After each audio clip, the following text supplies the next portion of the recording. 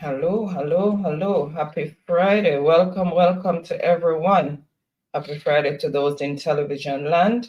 Happy Friday to our silent viewers. Happy Friday to those in the chat. Hope everyone had a wonderful and productive week. And as usual, looking forward to a wonderful and restive weekend. So happy to be here on another Friday. Yeah. So welcome to Mystic Sensation Live with your host Anne Marie and Byron. And tonight's topic is Dark Days Ahead.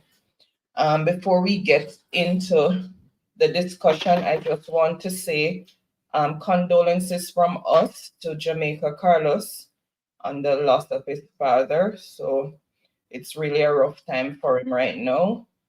So our heart and prayers are going out to Jamaica Carlos. Condolences to you and your family and close friends to your dad. Um, this is, as I said, a rough time, and we'll keep you in our prayers. And everybody just remember Jamaica Carlos. He lost his father today. So he's not, it's not a good day for him today. Exactly. So keep him in our prayers. And my personal condolences to you, Carlos. Right, as you going through this turbulent time. Right. All right.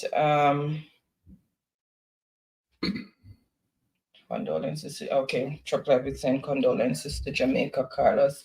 Okay, All right. so I am just going to go through the chat and just welcome those who are here. And remember, guys, when you come in, remember to thumbs up the live, share us out if you can, and if you're new to the channel, please show some support by subscribing. So Derek White was there earlier. Truck Life, welcome, happy Friday. Delroy, happy Friday. Derek and Osbert, happy Friday. Miss Monica, welcome, happy Friday. Yes, Mr. Miss White, Monica. Moya's Way, happy Friday. Stanford and Miss Yvonne. Miss Yvonne saying good night to you both and to each and everyone in Jesus' name, amen. Thank you so much, Miss Monica, and likewise, Miss Yvonne, sorry, and likewise to you. In Jesus' name, amen. And Janet, Leroy, Joey B, Chasen Media, Straight Up, Blessed Up, welcome. Arlene, welcome. Rocky, welcome. Danette, welcome. Patricia, welcome. Happy Friday. Arlene, welcome. Happy Friday. Yukal, happy Friday. Thank you all for joining in. I am not going to delay. So I'm just going to hand over to Byron to start the discussion while I do some housekeeping as usual. All right. Thank you for that, Oni. Really appreciate that. Once again, I want to say a big thanks, for all my subscribers, right, who find their time to be with us on Fridays, right? And of course, we are here as we say that we are pursuing nation building. Now, I am going to get into the heat of the matter because we have seen that this week has been unfolded with surprise, right, as it relates to the guest speaker, right? Marissa Dalrymple Filbert. And we are going to go into the detail of that as it relates to, right, her situation that resulted in her resignation. And of course, I think that is the right thing done.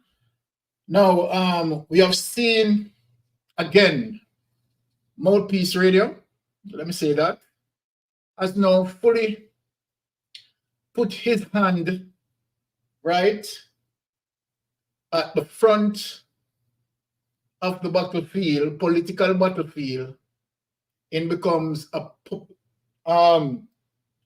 propaganda machine for the Jamaica Labour Party. No two way about that.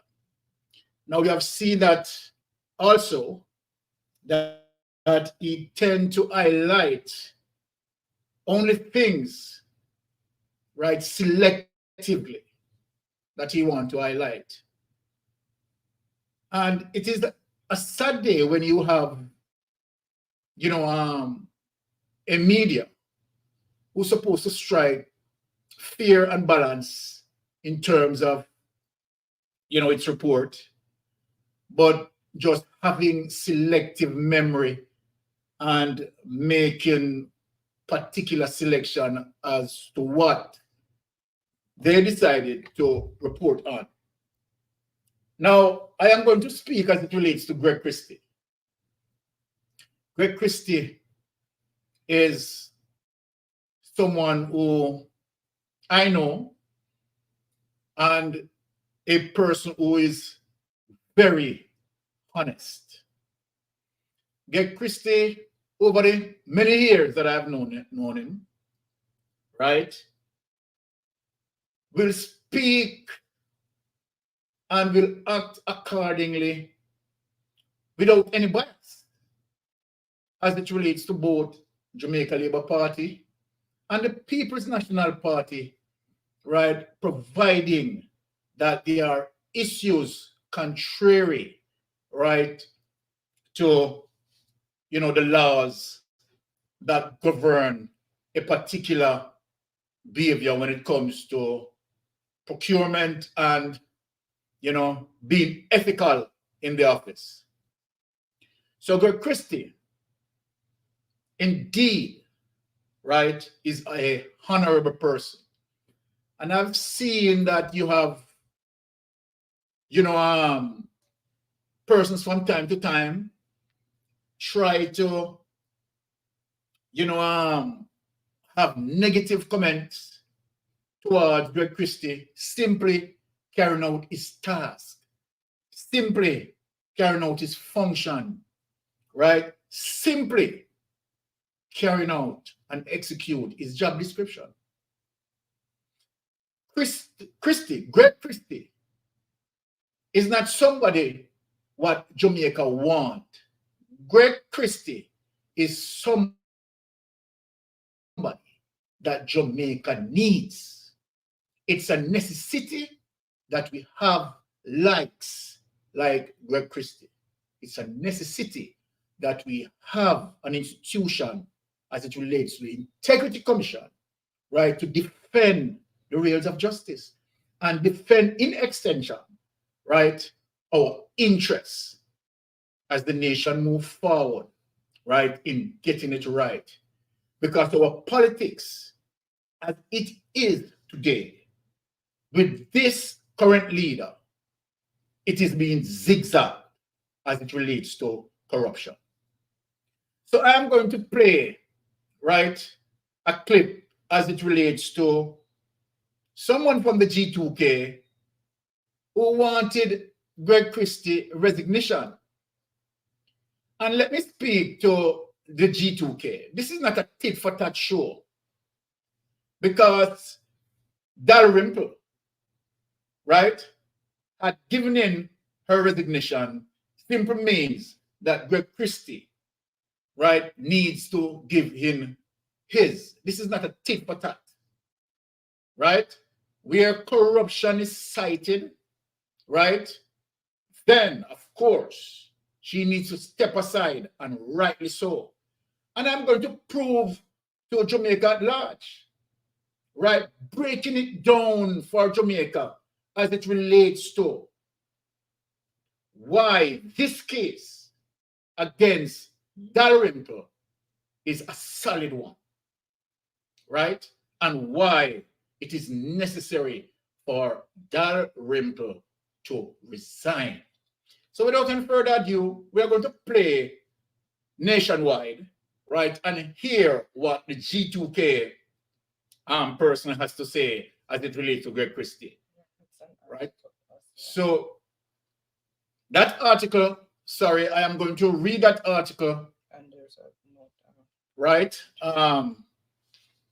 So without any further ado, you want to put up that article? Okay. Again, welcome. Happy Friday. Thank you so much for joining in. I'm just gonna get that. Okay, straight up. They want Christie to resign because he has too much integrity. They want the DPP because she is the most corrupt person on earth. You know, straight up, I am telling you, when you have situation like this, you really have to wonder, right? Yes. So without any delay, let me just read this. Share the document. You want the audio first? I know. All right. So yes. G2K calls for Greg Christie immediate resignation. Young professional affiliate of the Jamaica Labour Party, Generation 2000 G2K, is calling for the immediate resignation of Executive Director of the Integrity Commission, Greg Christie. Mr. Christie has been under fire on social media after he appeared to blame the government for an attack of a director of the commission on Thursday. Director in charge of corruption prevention, Ryan Evans, was shot in what the police theorized was a robbery attack. Mr. Evans was robbed of a briefcase, which had a large sum of cash. In the wake of the shooting, Mr. Christie was questioned by the media outside the Integrity Commission New Kingston offices on Thursday. Greg Christie, Executive Director of the Integrity Commission, in a statement Thursday night, G2K says it is unbecoming of Mr. Christie to attempt to make a link between the incident and the government. G2K says it firmly believes that such comments are not only suggestive, but also irresponsible and reckless of the Executive Director of the Integrity Commission. G2K President Shine Carr says the organization is unequivocally calling for Mr. Christie's immediate resignation as he has compromised the credibility of the commission and has also demonstrated a clear bias against the government. G2K says it must be noted that this is not the first time that Christie has conducted himself in an unbecoming manner. According to the G2K, Mr. Christie should also be held to account for rebroadcasting an article that said that Jamaica Prime Minister is under anti-corruption scrutiny when he was fully aware of a ruling by the Integrity Commission, where he is Executive Director, that the Prime Minister has been exonerated. You know, and I want to correct that. Take this away. I want to correct that usage of word that the Prime Minister was exonerated. The Prime Minister wasn't exonerated. The reason why the charges were not forthcoming was that because of the length of the time and the complexity. It is not that the Director of Corruption, right? Keisha stated that, okay, there was no evidence to show that, okay, there wasn't, certain breaches or questionable action as it relates to procurement rules. So the Prime Minister wasn't exonerated. And number one, there should be no time limitation. Number one, exactly. There shouldn't be any time limitation. The Prime Minister, right, should have been, for me, charged and put into the judiciary, right, and make the judiciary do that exoneration. Right? So you need to correct that, G2K director. You need to have that corrected. Now, being that said, we are going to play a clip showing persons, right, in, of course, Miss Dalrymple Filbert constituency, right, opposing the resignation.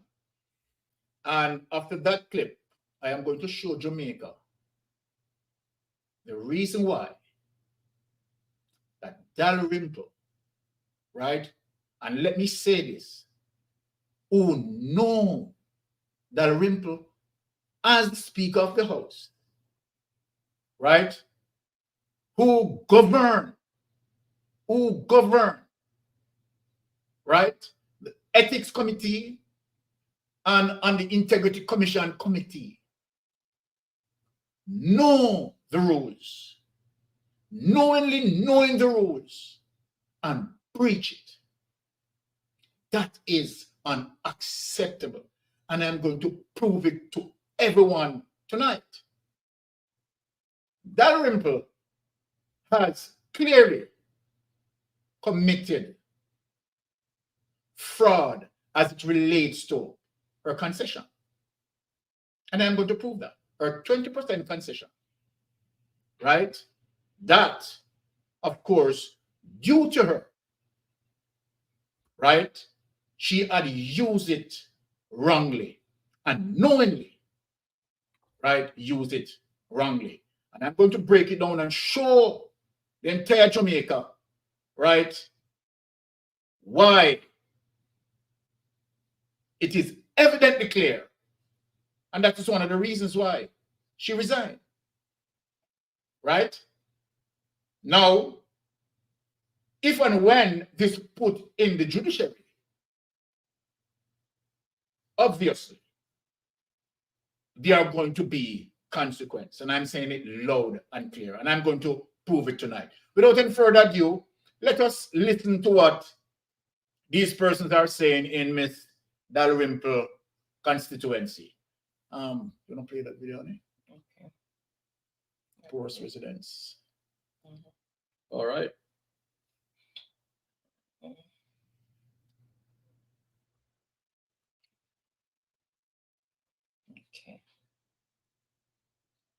For some constituents in South Trelawney, this following news that the MP Marissa Dalrymple Philibert has signaled her intention to resign. Our reporter Anthony Lugg is in the area and filed this report. Thanks, O'Shane. So we've been here in the constituency for several hours. I'm currently in Albert Town, which is considered a stronghold for the Jamaica Labour Party and MP Marissa Dalrymple Philibert. Now, the people here on the ground I've been speaking with had a lot to say about the MP's intention to resign. She has signaled. I'm hoping that she don't follow through. I'm hoping that she stays on, if it's even for a little while longer. Mrs. Philibert has been a tower of strength here. Whoa. And one of those member of parliament that has really performed. She's a good lady, five-star general. She fixed the road, doing a lot of projects, water, everything in the constituency. They're the best was so far. So lose a good MP like that, we don't know where to stand again. Now, Mrs. Dalrymple Philibert first became MP for South Trelawney following the 2007 general election. At that time, she defeated the PNP by over 6,000 votes. Now, this news that she intends to resign may trigger a by-election, but the residents here are making one thing clear. Labour, right? No, we're not going to switch. When she go, we're still not going to switch. All right, that's a straight green. No matter what come down, it's a heavy load, so we still can carry it across the water. And just talk to anybody. And you hear they say mama. The word mama means, you is a mother to everybody. And they believe in you. You are somebody who then can run to with them problem. So anywhere you go, you hear people say, mama, mama, that just tells you the type of member of parliament. Now, we will be monitoring the situation here in the constituency of South Trelawney and provide updates in subsequent newscasts. Until then, it's back to you in studio. Okay, so we have that. All right. Well, just to let that gentleman know, right? Not only Miss Dalrymple being called Mama, right? We know that Portia Simpson also being called Mama, right? So let us get to the reality of the situation. Now I'm going to show Jamaica as it relates to the detailed information why, of course, Ms. Dalrymple charged. Ms. Dalrymple, as the Speaker of the House, right, know the policies and procedures around the concession, right, and totally abused her concession, right? And after abusing the concession, enjoying the benefits of the concession. It is fundamentally wrong. And so then for people, for the entire Jamaica and the globe to understand, we are going to go into the government website and pull the policy and the concession so that people can understand the clear breach that Dalrymple had done. And she can't say that she forget. So we are going to go through so that people can understand and have that level of awareness by understanding first and foremost the policy surrounds the 20% concession. So without any further ado, I am going to go on the Jamaica government website and show the policy relating to the concession. Honey? Okay. Again, happy Friday, everyone. Thank you so much for joining in. Hope everyone is having a wonderful Friday so far. There you go. Okay. So, my folks, this is the duty concession. Let's see if it's Okay. just enlarge it a bit for them. All right, yeah. Oops. We want for you to see, so we are enlarging it a bit, increasing the font for you. Okay, so this is the duty concession. A 20% duty concession is a benefit open to traveling officers in the government who are permanently appointed. So as you see, the first phrase, right? Miss Dalrymple had broken that. And I'm going to show you. Let me read it again. The very first thing that identify as it relates to the duty concession, a 20% duty concession is a benefit open to traveling officers in the government who are permanently appointed. So only government workers who are permanently appointed can get this 20% duty concession. Let us be clear on that. Let us get into the policy, my people. Policy document. Let us open it and get into it. Now, we are going to bring up, so we want the entire Jamaica to understand, right, that the Integrity Commission, right, made no mistake. And that the Integrity Commission dotted all the I and crossed all the T. So I'm going to read, right, number 1, 3, 4, 10, 11, and 12 that surround the concession, right? Now, policy governing the application and use of the concession. Number 1, the concession is available to officers who are permanently appointed to positions that attract the full upkeep, commuted, or fixed allowance approved by the Ministry of Finance and Planning. Let us move to 3. 3, the concession is available once every 5 years from the date of importation of the last vehicle on which a concession was received, and once every parliamentary term of office for members of parliament. Let us go to number 4. All applicants are required to complete and sign the 20% motor vehicle duty concession form.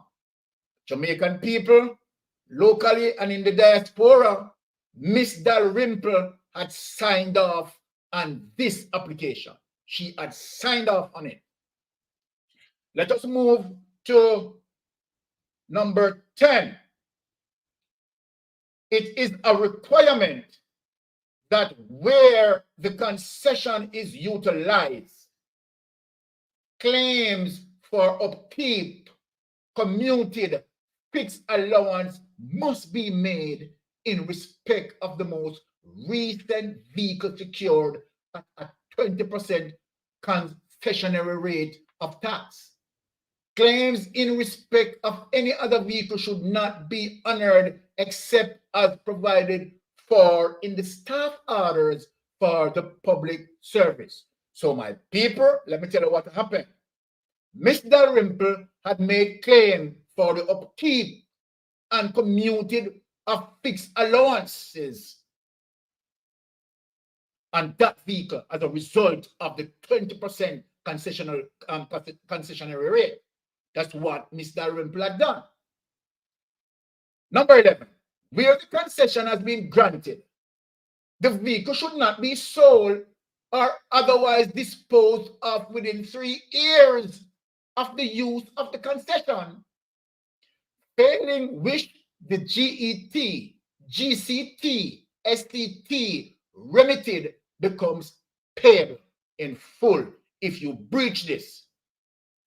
My Jamaican people, people in the diaspora, this number 11 was in breach. Now, number 12, in keeping with the government motor vehicle policy, persons who have been assigned official motor vehicles are not eligible for the 20% duty concession concession, right? Persons who are eligible for an assigned motor vehicle and who decide not to take up the facility may benefit from the 20% concession, where the request is being made by the applicant if he or she must indicate in writing that they have opted to forego the benefit of an assigned official vehicle for the next 5 years. All right, let us take that away.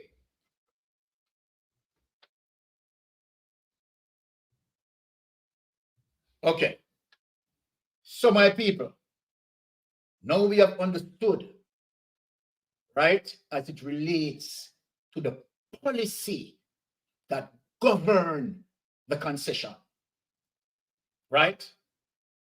And we are going to show you now the next report, the level of breaches that were clear out of Phillips. Who forgets that they owned or did own a Mercedes-Benz? Exactly. And collecting allowances on the vehicle, collecting allowances on the vehicle. This vehicle is found wanted as a learned attorney, Sirin Sue. But Sirin, I am going to show you now why she was charged, why she was implicated. Clear. So without any further ado, let us go into the document and show you why she was implicated. For persons who think that, okay, she shouldn't resign, and so she had breached. She committed an offense. She committed an offense, and as a result of that breach, right, it triggered, right, 4 things as it relates to the statutory declaration, right? Because she did not state, she did not declare that vehicle on the statutory declaration. And so as a result of that, right, it triggers other charges. She has been in breach for almost 7 years. So right, Serene. All right, let us move to the next document and show John Public, right, that the Integrity Commission did not make any error. The Integrity Commission dotted all the I's and crossed all the T's. And we are going to peruse the next document. We are going to probe the next document and show you. All right, let us go into the next document. Which one do you want? Okay, 3. To be charged.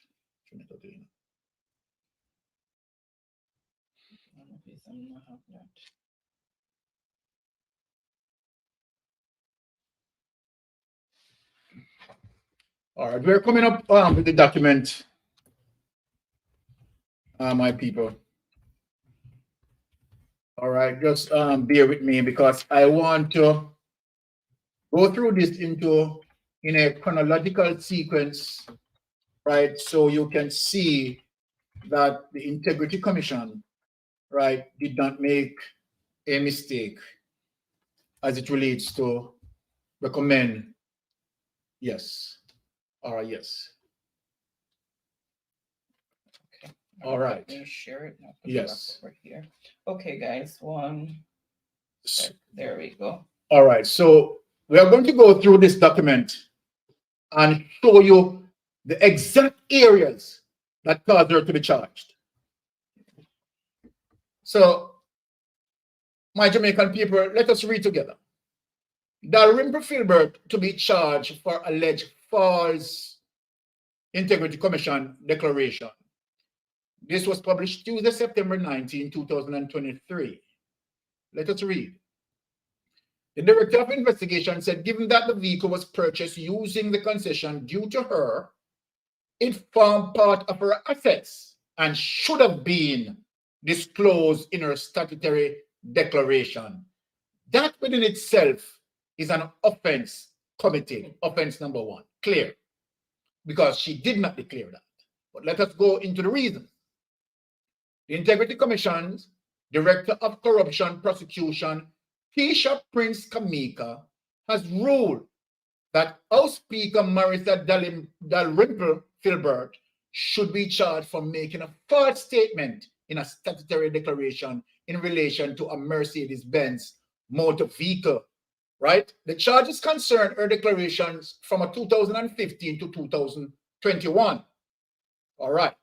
The Integrity Commission said Dalrymple Filbert omitted to include the vehicle in her statutory declarations, and therefore her declarations were inaccurate and incomplete. The findings of an investigation into the matter are contained in a report tabled in the House of Representatives on Tuesday. The Commission's Director of Investigation found that Dalrymple Filbert obtained a 20% duty concession in her capacity as a member of Parliament for the purpose of purchasing the motor vehicle to be used in connection with her public duties. People, I want you to take note of this, right? Because, of course, she is duly, right, can use the 20% duty concession, right? So she was in her right, to use that concession. So nothing wrong with that. So let us go back over it again. I want people to follow me here, right? The Commission Director of Investigation found that Dalrymple Filbert obtained a 20% duty concession in her capacity, because she's due to it in her capacity of a member of Parliament for the purpose of purchasing the motor vehicle to be used in the connection with her public duties. So what is important here that you have just heard is that this vehicle must be used by her as it relates to her public duties and as it relates to her status. So that is why that 20%, right, she allowed to use that, providing that that particular vehicle is going to be used, right, by her as it relates to her duties, her public duties. People bear that in mind. Now, the Director of Investigation said, given that the vehicle was purchased using the concession due to her, it formed a part of her asset and should have been disclosed in her statutory declarations. The Integrity Commission is right. However, he raised further question about whether the use of the 20% duty concession granted to Dalrymple Filbert was consistent with the terms and conditions of the facility and whether the Custom Act or any other provision of law was breached. So what this is saying, did Dalrymple use the 20% concession as it relates to the policy in terms of how it's supposed to be used? Dalrymple did not use it in accordance with the policy and terms and conditions. So I want people to get that. We are going to read. He noted that the funds to acquire the vehicle were provided by Dalrymple Filbert's brother-in-law, Lincoln Eatman, by way of loan and cash deposit. He also noted that Dalrymple Filbert representations that the vehicle was neither owned nor operated by her. People, Jamaica, and in the diaspora, this is the reason why now she has been charged giving this statement. Giving this statement to the Integrity Commission. Let me read it over. He also noted that Dalrymple Filbert representations, right? This is what she said to the Integrity Commission, that the vehicle was neither owned nor operated by her. Now, although it was acquired in her name and with the aid of a 20% duty concession obtained by her. So people, this means this is now serious as it relates to a fraud that was committed right here in this paragraph. This paragraph is showing you that a fraud. Thank you for coming up, Tara. All right. So this paragraph here, right? He also noted that Dalrymple Filbert representation, this is what Dalrymple Filbert stated, that the vehicle was neither owned nor operated by her, although it was acquired in her name and with the aid of a 20% duty concession obtained by her. My people, remember previously I showed you the policy. That the policy said, in order for you to obtain the 20%, it has to be doing the government work. It has to be operated by you. It has to become a part of your duty. And here is Dalrymple Filbert saying, as it relates to representation, her representation, that the vehicle was neither owned nor operated by her. But yet, she used the 20% on this vehicle. This is a breach of the concession policy. Right here is a breach based on what she said. Let us read further. The Director of Investigation found that there was sufficient basis to infer that Section 36 of the Custom Act, together with other terms and conditions of the duty concession granted to Dalrymple Filbert, were breached. And indeed, Jamaica, it was breached.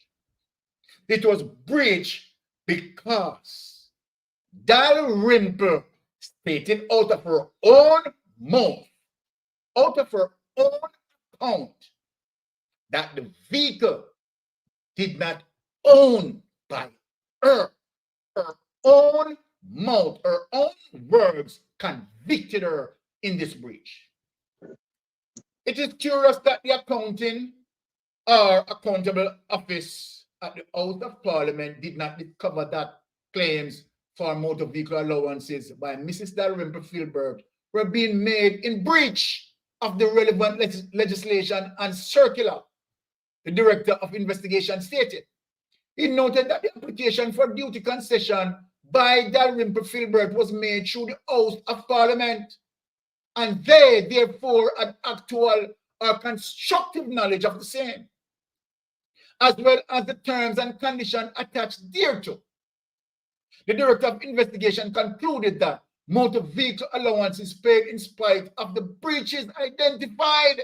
So people look at it, as I said earlier, that she, Dalrymple, right, was still collecting allowances on this vehicle. And at the same time, she's saying that she didn't own the vehicle. And yet, she was collecting allowances based on the 20% that due to her would have triggered for her to have these allowances as it relates to the upkeeping of the vehicle. So under no circumstances that she been collecting allowances, right, on whatever time frame and did not remember to put this in her statutory declaration after doing something consistently. So then she remembered to collect the allowances, but she don't remember to declare it. This is obscene, right? So now look, irregular, and he cited the accountable officers at the House of Parliament for negligence, which is right.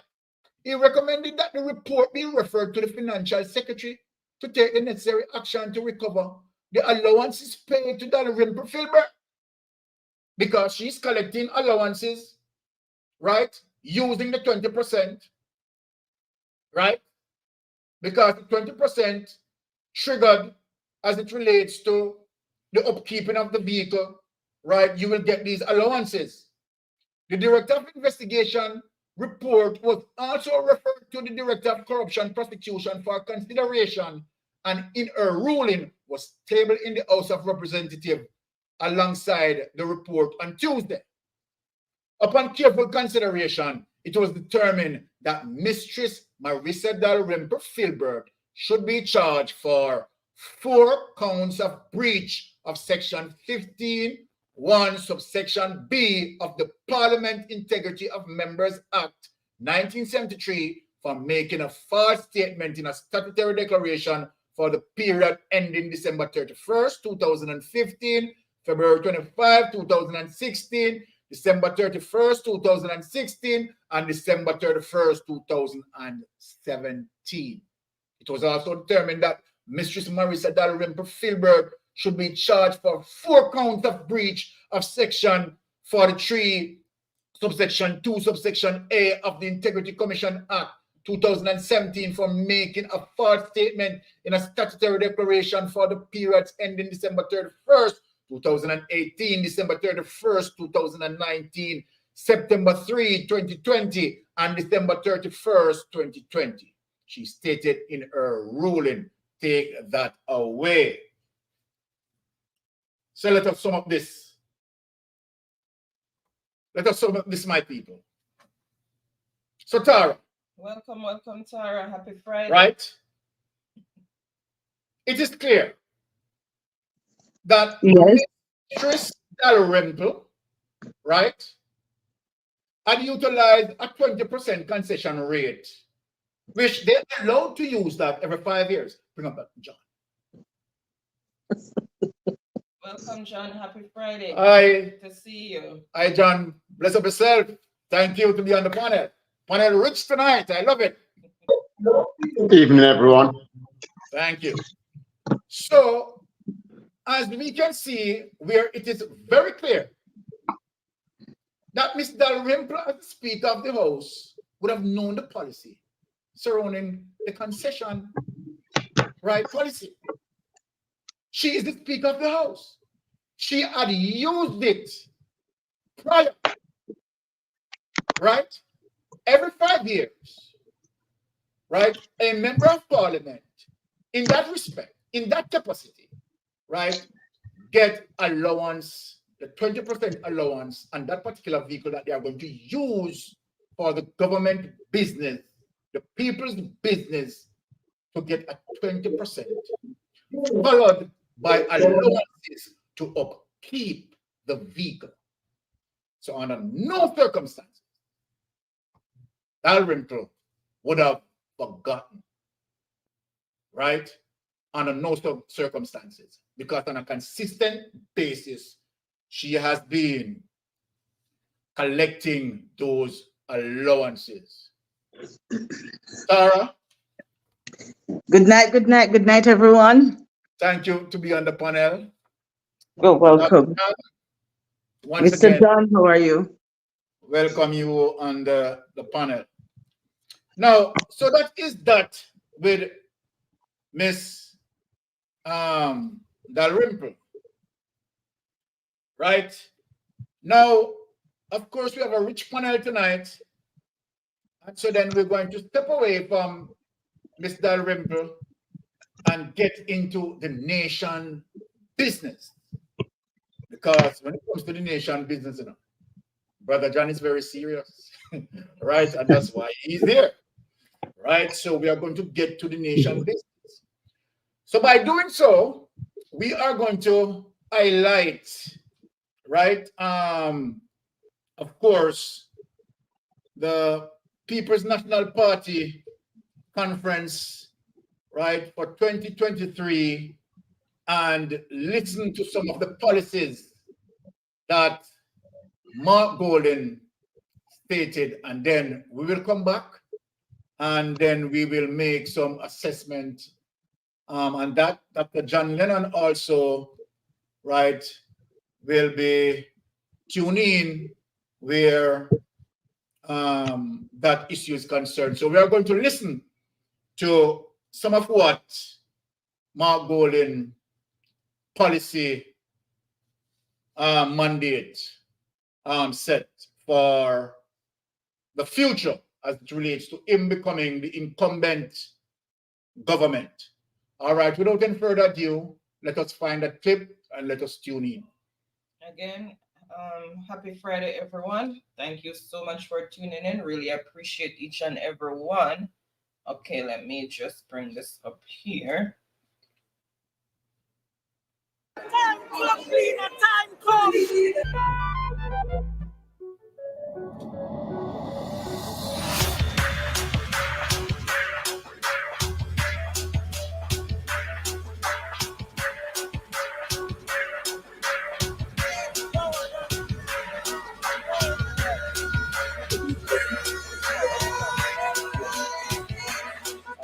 So as you can see, that we are at the beginning of the conference. The crowd is streaming in, and we have a very wonderful setup inside. I'm sure you'll conquer. And we expect to have an energetic day, one that is purposeful, with a message to the Jamaican people.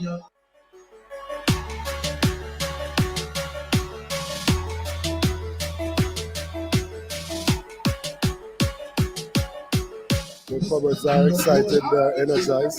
So they frank the request that we've been getting for assistance with mobilization is far beyond what I've seen before. So we expect that there's going to be a bumper.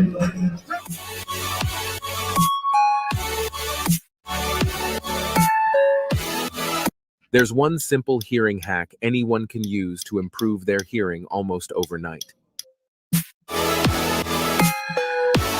We want changes. We're tired of what is going on. Teachers not getting proper paid. Police not getting proper paid. The hospital need to be fixed and all of that. So we just need to do what we have to do. They have the feeling that it is our time, and that time has come now for the People's National Party in terms of government.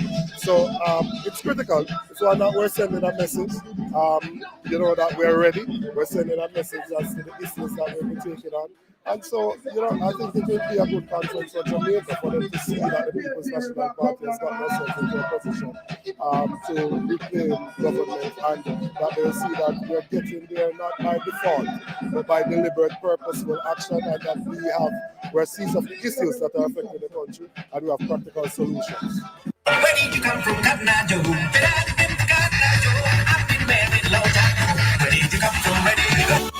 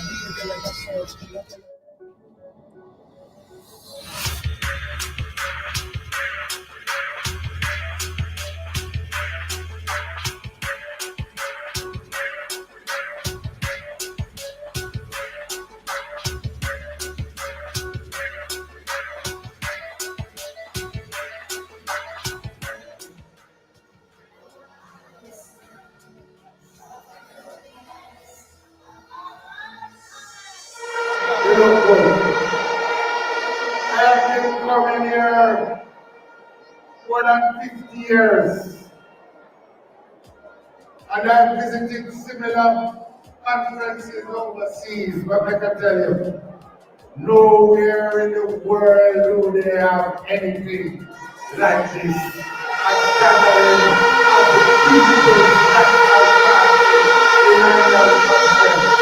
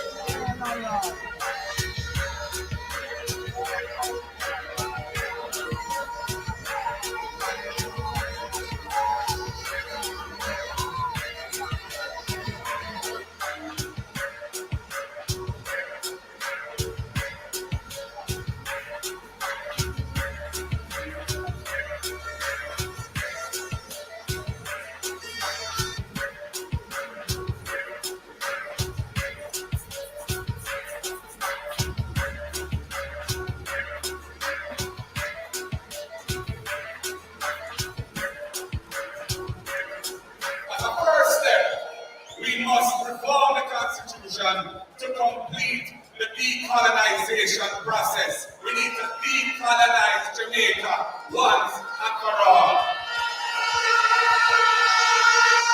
We in the PNP have no interest in moving to a republic while retaining the King's Privy Council in London as Jamaica's final court. That does not make sense for any progressive person.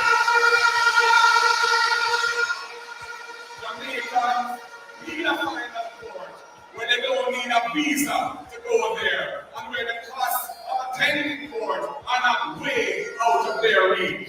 Time come for a Jamaican head of state and the Caribbean Court of Justice as our final court. Decolonization now. Government prosperity is symbolized as a donkey. It is their hee-haw way of delivering prosperity and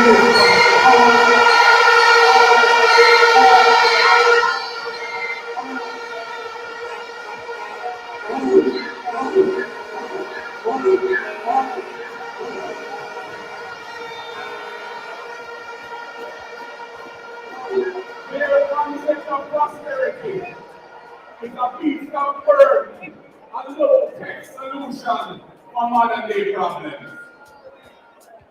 The JLP's jackass named prosperity is symbolic of the low-wage, low-tech, low-growth economy in which Jamaica is trapped. But the people are crying out for more. They want to see this country move in the right direction. They want to see positive things. Jamaica imports over $1 billion of food each year and has run for many years a large trade deficit in goods. Imports are more than 3 times greater than exports. The pandemic taught us that global systems of supply are vulnerable and expose the need to reduce our reliance on external sources of feeding our people. Michael Manley said, we must eat what we grow and grow what we eat.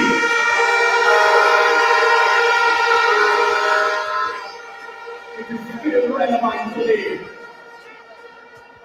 As climate change impacts our weather patterns, we need to be proactive in identifying the steps to build resilience in our food supply system as an important part of our overall strategy for dealing with the impacts of more extreme climatic events.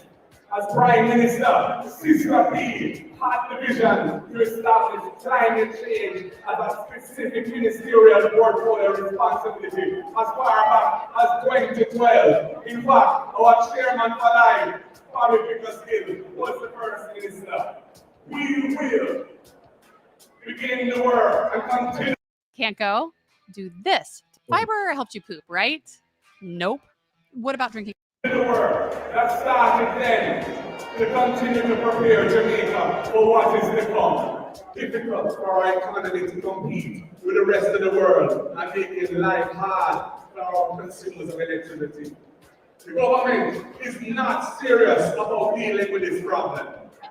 The existing large investments came out of the efforts of the last PNP administration, and I want to pick up Comrade Philip Baldwell with the work he did, and Comrade Vin Lawrence as well, through the DSET to bring huge investment in renewables to Jamaica. That pipeline dry up under the JLB. And it's bad management of that portfolio why we have not seen the progress continue since the JLB came to office. We need to transition our energy sources from fossil fuels to renewables. We will put renewable energy into transforming Jamaica's energy mix to produce more clean energy from renewables and reduce electricity costs, which are significantly higher now than when we left office. The high level of irregular electricity consumption in Jamaica is also a challenge. It has an important social dimension as people fear disconnection, fear prosecution, and they suffer the inconvenience of prolonged power outages when JPS imposes protective measures to reduce non-paying consumption. Many families in Jamaica want to regularize their status as electricity consumers, but cannot afford the high cost of rewiring, inspection, and certification to do so. The next PNP government will introduce a major program to assist households to regularize their electricity consumption. And we will include, as part of the regularization process, the installation of solar panels at people's homes so that ongoing electricity usage of regularized customers is more affordable and also reduces Jamaica's carbon footprint. The reality is that this government has spent money on the JDF at twice the rate since they came in power than the rate at which they've been spending on the police force when the country has a crime and violence problem, and it is the responsibility of the police force to deal with it. That can't be right. That needs to be rebalanced. We will approach this in a different way. We have to deal with it without the state of emergency fixation. They have used the state of emergency and it is a failed strategy because it is not designed as a crime-fighting measure. And they've introduced a very dangerous situation because every Jamaican's basic rights and freedom are suspended when they're in a state of emergency. Many thousands of Jamaican youth have been held in detention under these states of emergency, often for long periods of time. Very few were ever charged with any serious offense. Many lost their jobs. Many have been stigmatized as a result of the way this government has used states of emergency.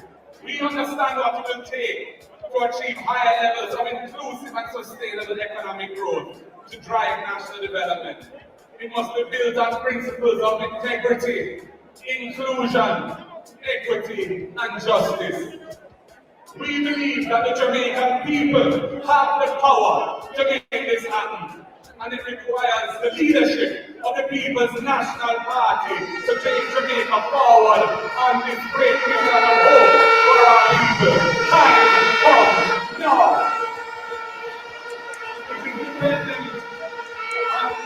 It is dependent on you and me, and all well-thinking Jamaicans at home and abroad, working together for the greater good. So, coming out of this wonderful 85th conference, Let us continue, comrades, to build the unity and strength that has brought us to the point where we have reached today. I am confident that the Jamaican people will give us a chance to implement our plan for the living whole and a better life for the people of Jamaica as we continue to focus on our dual objectives and our historic purpose as a political party. I have no doubt that the PNP will go on the next government of Jamaica. Feeling the work you will see over the past year, Jamaica has ready to hold the responsibility of government in service to the people of Jamaica. Honorable friends, we have had a remarkable conference. We have made sound strategic decisions for our party. We have outlined a vision of hope for the people of Jamaica. Let us continue to work together in our groups, divisions, constituency, and regions to ensure that when the trumpet sound, we deliver the victory, the victory, the victory for the people of our party. God bless you all. God keep you all. God bless Jamaica. Long live Lord. Statements in your speech have jumped out at me, perhaps jumped out at a lot of I Jamaicans. think take that away. That's All right. Right. Is it? All right. Tara, Brother John, we have heard what the opposition leader stated there as it relates to his policy plan. But before I get to you, Brother John, right? Because I know where some of the concerns that you have, where they lie. So let me just talk to Tara. Tara, right? You have heard Mark Golden policy, right? What are some of the policies, whether you want to name 2 or 3, policies that really align with you and that would cement you in terms of a particular direction? I'm not going to ask you if you're going to vote for PLP. Well, blessings and love everyone in the chat. Good night. I'm going to be bold enough to say that I would lead to Mr. Mark Golden if that's the case, loud and proud in that case, because we have a government now that we have seen time upon time where the corruption is being exposed now. For those who are going to jump on the messages that some of you will send people privately, I am not stating here that the opposition government has never been in any corruption. We're not saying that. However, the head of the opposition, we are yet to see where there is any claim that can be proven that he is in that space where he's corrupted. So, number 1. 2, that I will pick out of this. He spoke about the trade deficit. And I think that is a sore issue for many people. Lowering the trade deficit, which is going to help eventually to stabilize the economy any way you take it. He spoke about the import, and he spoke about Manley's legacy. Was it Manley who said that you must eat what you grow what you eat? Yes. And I think anytime we can step into that, really and truly, then we can see how we can benefit wholeheartedly from such venture instead of the import bill that we know that we have that is high. So that is one policy that I am happy he mentioned and understand that it is of utmost importance. You understand me? And if we want to break it down a little bit more, it can only help us because we know that to import some of these stuff, the things that they have to do, mind you, going to Bureau Standard and they're going to pass it, but the things that they have to do to make sure that some of these things have long shelf life. You understand? We already know the impact it has on our health. Yes. Yeah, as opposed to doing things and as they now say organically. But when we grow up, that's all we know. They put a name to it now. So that would be beneficial to them. as it relates to the renewable energy. That is one part that is a sore issue, because we know that Jamaicans are having problems with their electricity bills, the high electricity bills. I myself can speak on that, because while I am not there, my people are there, my relatives are there. And I saw my mother got an electricity bill the other day. I had to call JPS and ask them if it is my mother's home they keep pasa pasa. You understand me? Because ain't no way that bill is correct.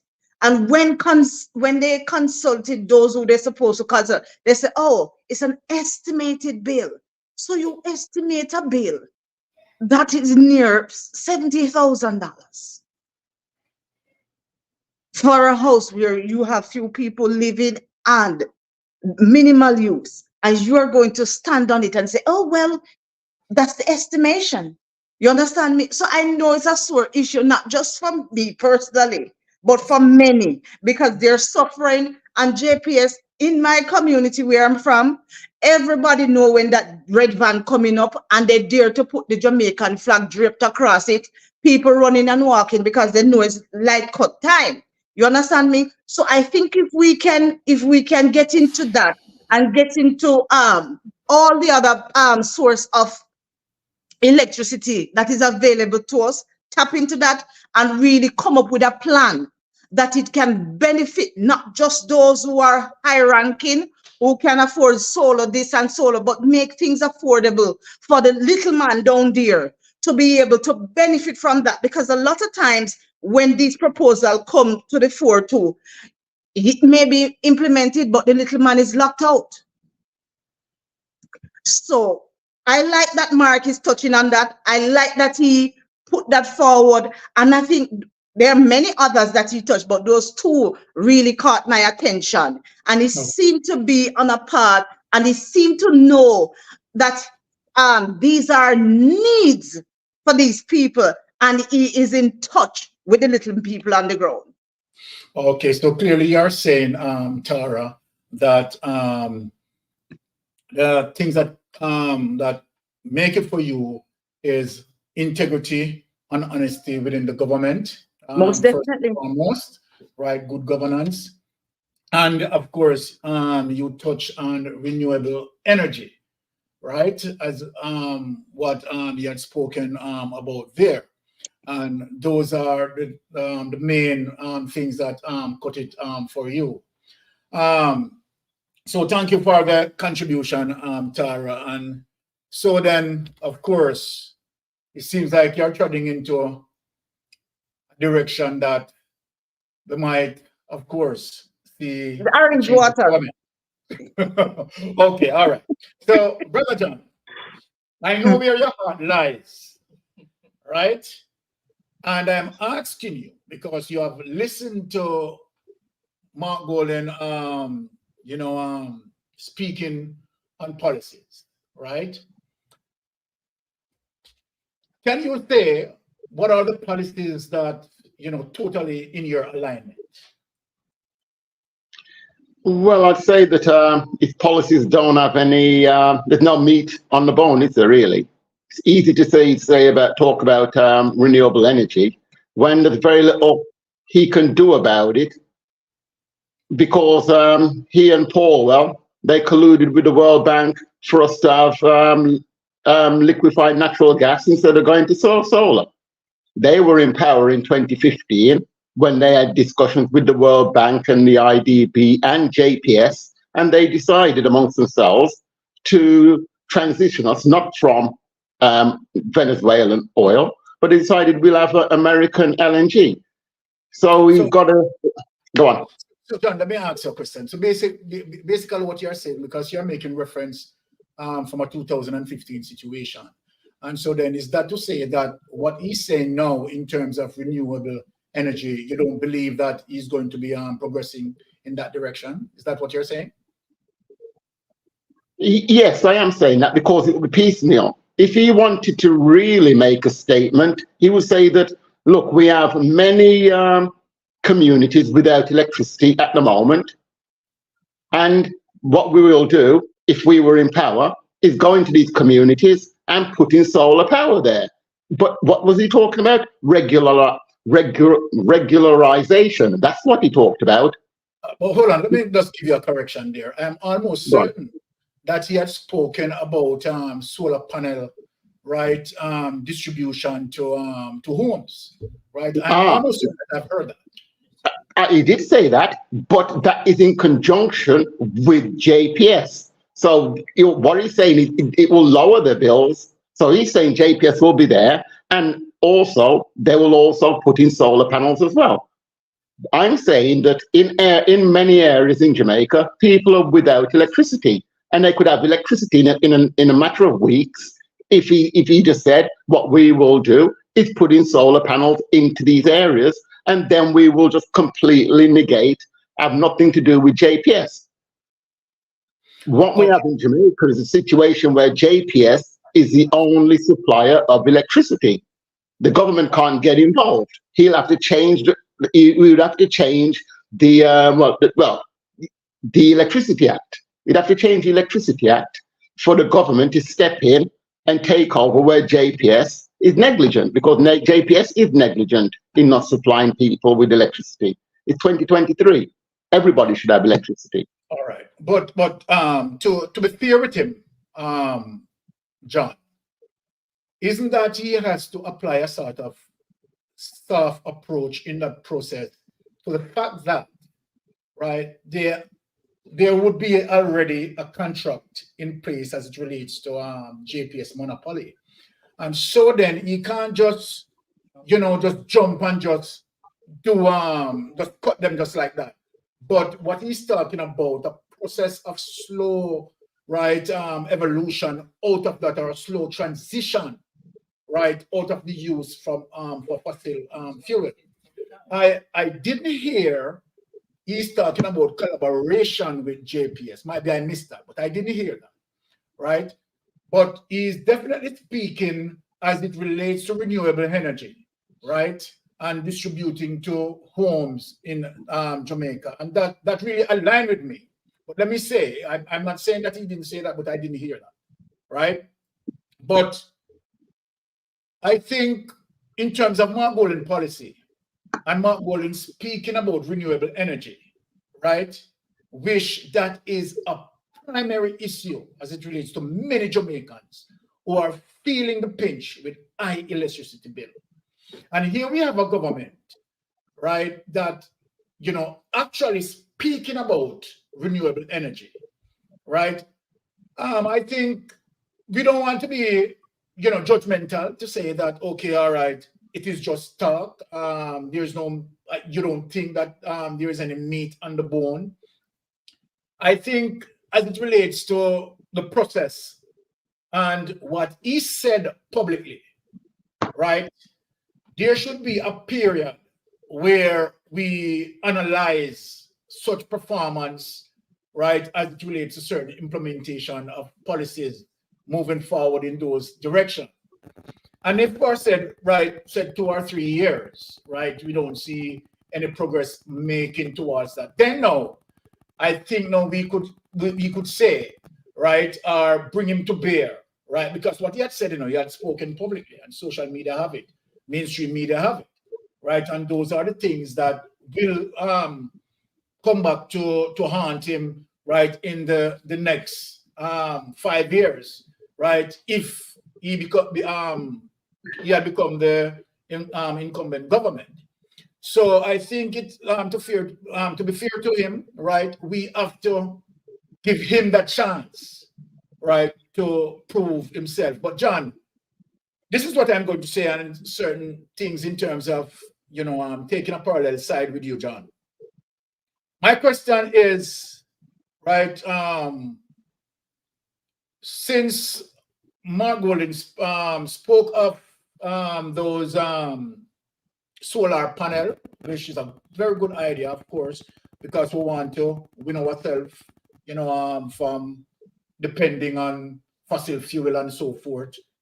And of course, that within itself will provide many jobs, right? My interest is that who will be getting these contracts, whether those contracts will be going into, the usual elites of society? Or we're talking about, you know, a fair game in the market in terms of having Jamaican base operated, you understand, owned by Jamaica? What do you have to say about that, John? Well, Byron, as I said a couple of weeks ago, that the only way that we can solve our energy problem is if we, the diaspora, decide, or people in the diaspora decide that we will create a renewable energy company. That is the only way forward that I can see. There was a break-in. Can you repeat what you said? Do you remember a couple of weeks, the first time I was on your show, 3 weeks ago, I talked about a diaspora bond and the creation of a diaspora-owned renewable energy company. You remember that? Yes. That is the only way forward that we can actually have reasonably priced electricity in this country. JPS must be challenged. If JPS isn't challenged, we will be forever having high electricity bills. Golding can say yes. Right, he will introduce some solar panels here, there, and wherever. Yeah. What's going to happen? That will mean that there's still going to be people on the grid, and their bills will go up because JPS has to make money. And that's what will happen. Prices will be pushed up. But John, I think, to be honest, I heard what you said as it relates to diaspora, you know, coming together, right, to facilitate that.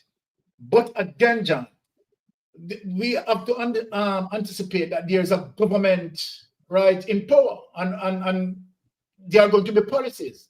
It is not like, you know, the diaspora can just say, okay, we are going in, right, and just do this, right? There are going to be, you know, as it relates to policies and procedures, and it has to be, you know, in part with the government, because I don't think that can be done without the government involved. As I said, Brian, coming in and just have that done.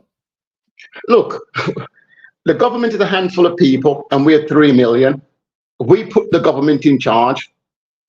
See, I don't see the difficulty in that respect. We have to hash out. Look, they've screwed us over. Their policies are screwing over Jamaica. We know that for a fact. If we just sit back and just allow it and just decide, okay, then we'll just take the lesser of two evils, we're not going to get anywhere. We can't just keep on compromise. I understand that there's certain agreements have been made. These agreements should never have been made. It's as simple as that, Byron. These agreements should never have been made. They've been made for international foreign investors to make money at our expense. It's always black people are paying the price. And what we have now is us deciding that we're going to make some compromises for white people to get richer at our expense. I'm not interested in it, Byron. I'm sorry. We have to take a stand. It's time for us to take a stand, mate. We have to take a stand. We can't continue down this route. We can't continue down it, mate. We're in a terrible situation in Jamaica. No solid waste management, no education, no roads, and none of that's going to improve. If we don't have an economy, as we talked about before, where manufacturing is what our economy is based on, and the only way that we can have an economy based on manufacturing is if we have solar-powered manufacturing, wind-powered manufacturing. Exactly. And to do that, it's going to cause a problem with all the Electricity Act and all these agreements that are signed up. We're in a serious hole, and these problems must be addressed. Yeah, my issue there, right? You are right as it relates to renewable energy. No one is going against that. But what we are saying is getting there and how we are going to get there without the government involvement. And to be honest, I just can't see, right, that, you know, process being done without the government having a say in the matter. What do you have to say about that, Tara? You're right. I concur with what Dr. Lennon is saying, that there's a need for all of those changes. But what is going to be the starting point? Yes. Where's going to be the starting point? And I also agree with you that I don't see how these policies can be implemented and so without the government. So if you have, and you said there are two evils, and if we should play on that, then I guess we have to choose the lesser evil. Then that's what it comes down to. Where's the lesser evil? Who are those who are at least speaking on the policies that we need as it relates to JPS and the monopoly that exists where that is concerned? We know that even those who are on a certain side, we know that there has to be a challenge there. They need competition, because that is the reason why JPS can get away with some of the things that they're getting away with, because that's the sole source that we are depending on. So as Mr. Lennon spoke about the diaspora and all of that, we can come together, but it cannot be done without the input of the government. I just honestly don't see how it is possible that the diaspora can do it and the government doesn't involve. I didn't say the government wouldn't be involved. The government has to be involved. What I'm saying is, but what I'm saying is that if we, the diaspora, get together and say, look, you, the government, your plan, which is 100%, this isn't alleged, this is a fact, they want to put the renewable energy industry into the hands of private investors. Now, if we sit back and allow that to happen, that's ludicrous. We have to stop that from happening. That's all I'm saying. That's what they're trying to do. Okay, John. Well, all right. I see a little advancement in terms of what you're saying there, in terms of now, having the government have their space in, the matter. However, this is what I'm saying now. The conversation should be as it relates to, okay, all right, who will be getting the contracts, right? To move with the government, if the government agree, right? Who are these people, right, who are going to be getting the contract? Because we don't want to know that, all right, the wealth, we are talking about wealth equity, where it must be balanced throughout the length and breadth of Jamaica. And we only see one set of elite people getting richer and richer and richer, right? And so then we have to have the dialogue now with the government. If we can have a diaspora, and this is where the diaspora comes in, John, if said you, right, in terms of you going out, disseminating the message, and, diaspora getting involved, right, and said, okay, let us form a group, right, and we are going to do this. Now then we can go and have dialogue now with the government. You understand? Particularly the government who is speaking on the matter, which is Mark Golden. So we see where the government is open to have that dialogue. Mark Golden is open to have that dialogue, and that is what cut it for me. But let me say something, and I want to, John, you had sent me some clip, and particularly one clip that cuts me very deep that you had sent me earlier this week. And before I play this clip, I want to just speak on some issues before I play that clip. Because it was really sad, for me to really receive that information from that clip. And I'm going to play it and let people see that. And so then it formed the basis of your thinking, John, as it relates to neo-colonialists, right? Their objective of keeping Black people down. It's the way how it was systematic design to continue to oppress and suppress Black people. So people, I'm going to prepare you before I play this clip that John shared with me.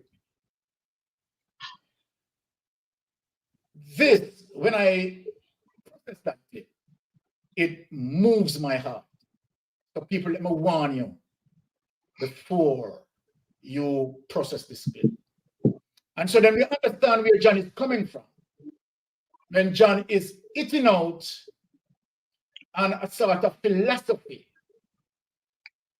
eating out on a systematic design by neocolonialist ideas to keep us poor, to keep us in poverty, to suppress us.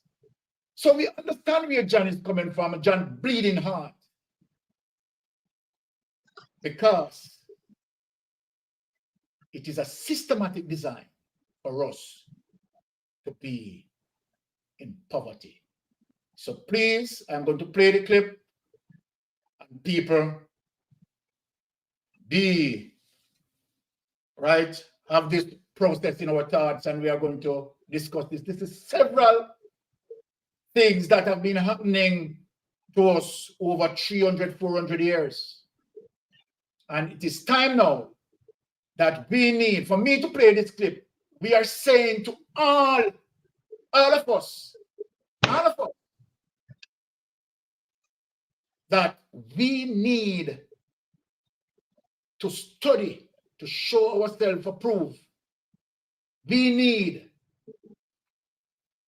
in terms of our politician, understand the politics,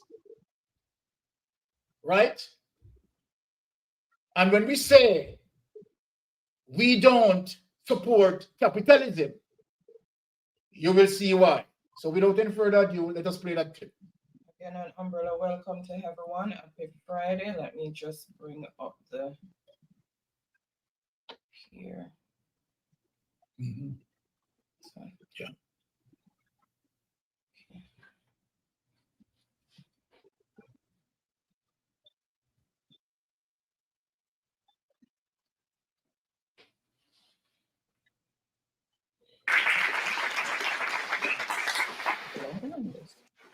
So I must thank the Critical Collective again for inviting me. I thought I never would after the last bad thing that I said. I must have upset lots of people, I'm sure. Every time I make a presentation, I upset lots of people. Never the Critical Collectives that must be thinking alike. I congratulate them, really. It's amazing to see so many people here. I also congratulate scholars for linking again with Critical Collective. It's been some time, and I hope this partnership continues and flourishes, because this is just amazing to see the number of people. I have to apologize for two things. The first is I have to apologize in advance. I'm not an expert on Africa. What I'm going to offer you, perhaps it's not enough, but it's some commonsensical observations. I hope it's common sense. But sometimes it's better not to be an expert, you know, to be able to see things from slightly afar. The second thing is I'm wearing the wrong trousers. I was fixing my bike, so I wore my old trousers, and so please don't video this part because my wife will immediately divorce me. Okay, so what I'm going to try and do is just give you some charts and a couple of tables just to paint a little bit of a picture that you already know. Okay, so what this presentation is fundamentally designed to say is this. Africa, historically, sub-Saharan Africa, has been fundamental to the global prosperity of the advanced countries. Okay, and Africa had a role to play. It has a role as a raw material producer. We will not allow sub-Saharan Africa to escape that. Okay, we do everything to keep sub-Saharan Africa where it is, also impoverished. It's absolutely vital for the prosperity of everyone else. So let's get clear about that. Okay, and this means all the economic structures, all the global institutions, and the economics we teach everyone is all designed to keep Africa exactly where it is. And whether it is Europe or US or now China, it's always the same. We need Africa to be impoverished because we need those raw materials and we need them dirt cheap. Okay, so that's the message. It doesn't mean to say that there's nothing Africans can do. Of course there is. Okay, but this is the opposition that they're fighting. This is what it's about. Because if Africa does do something different, I assure you living standards of all those in Europe and North America and Asia is going to fall. Okay, and that is a big price to pay. I assure you that the West is not going to allow that without a big fight. Okay, so this is what it's fundamentally about. What I want to show you is how these structures are operating. It's just 20 minutes, so we can't do very much, but just to give you a little bit of an idea. And why I keep the ideology part there is because we are part of the producers of ideology. At universities and academic institutions, we are complicit in this whole enterprise. Okay, so the job of many Western academics is to convince Africans they have to keep doing what they're doing. Okay, and to show them it's your fault that you're poor. It's not our fault. It's your fault that you're poor. You know, so this is what we do in academic institutions, and I want to show that as well.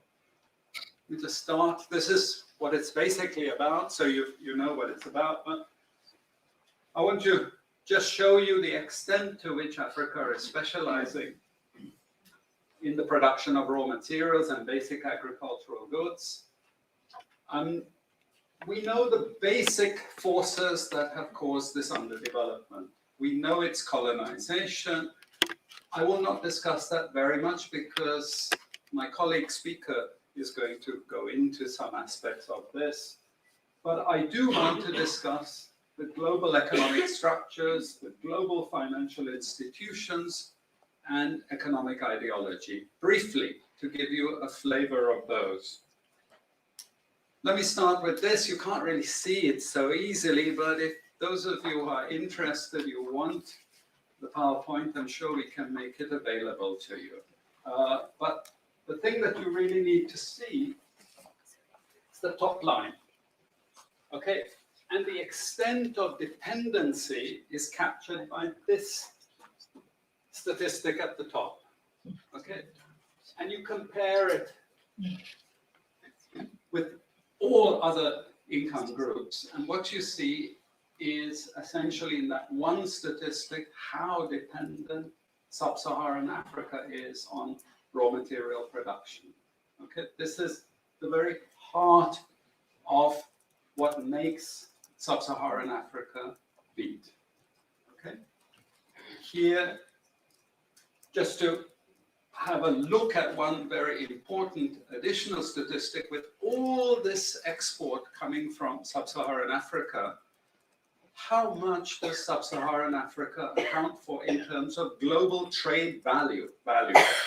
We know there are vast resources coming from there, but look at the bottom line in terms of global trade value. Look at that.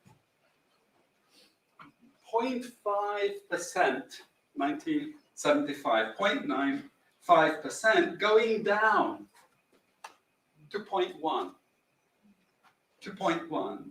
Meaning that with all these vast resources being produced, how much are they getting for it? Nothing. Nothing. Oh. This is a very significant piece of data.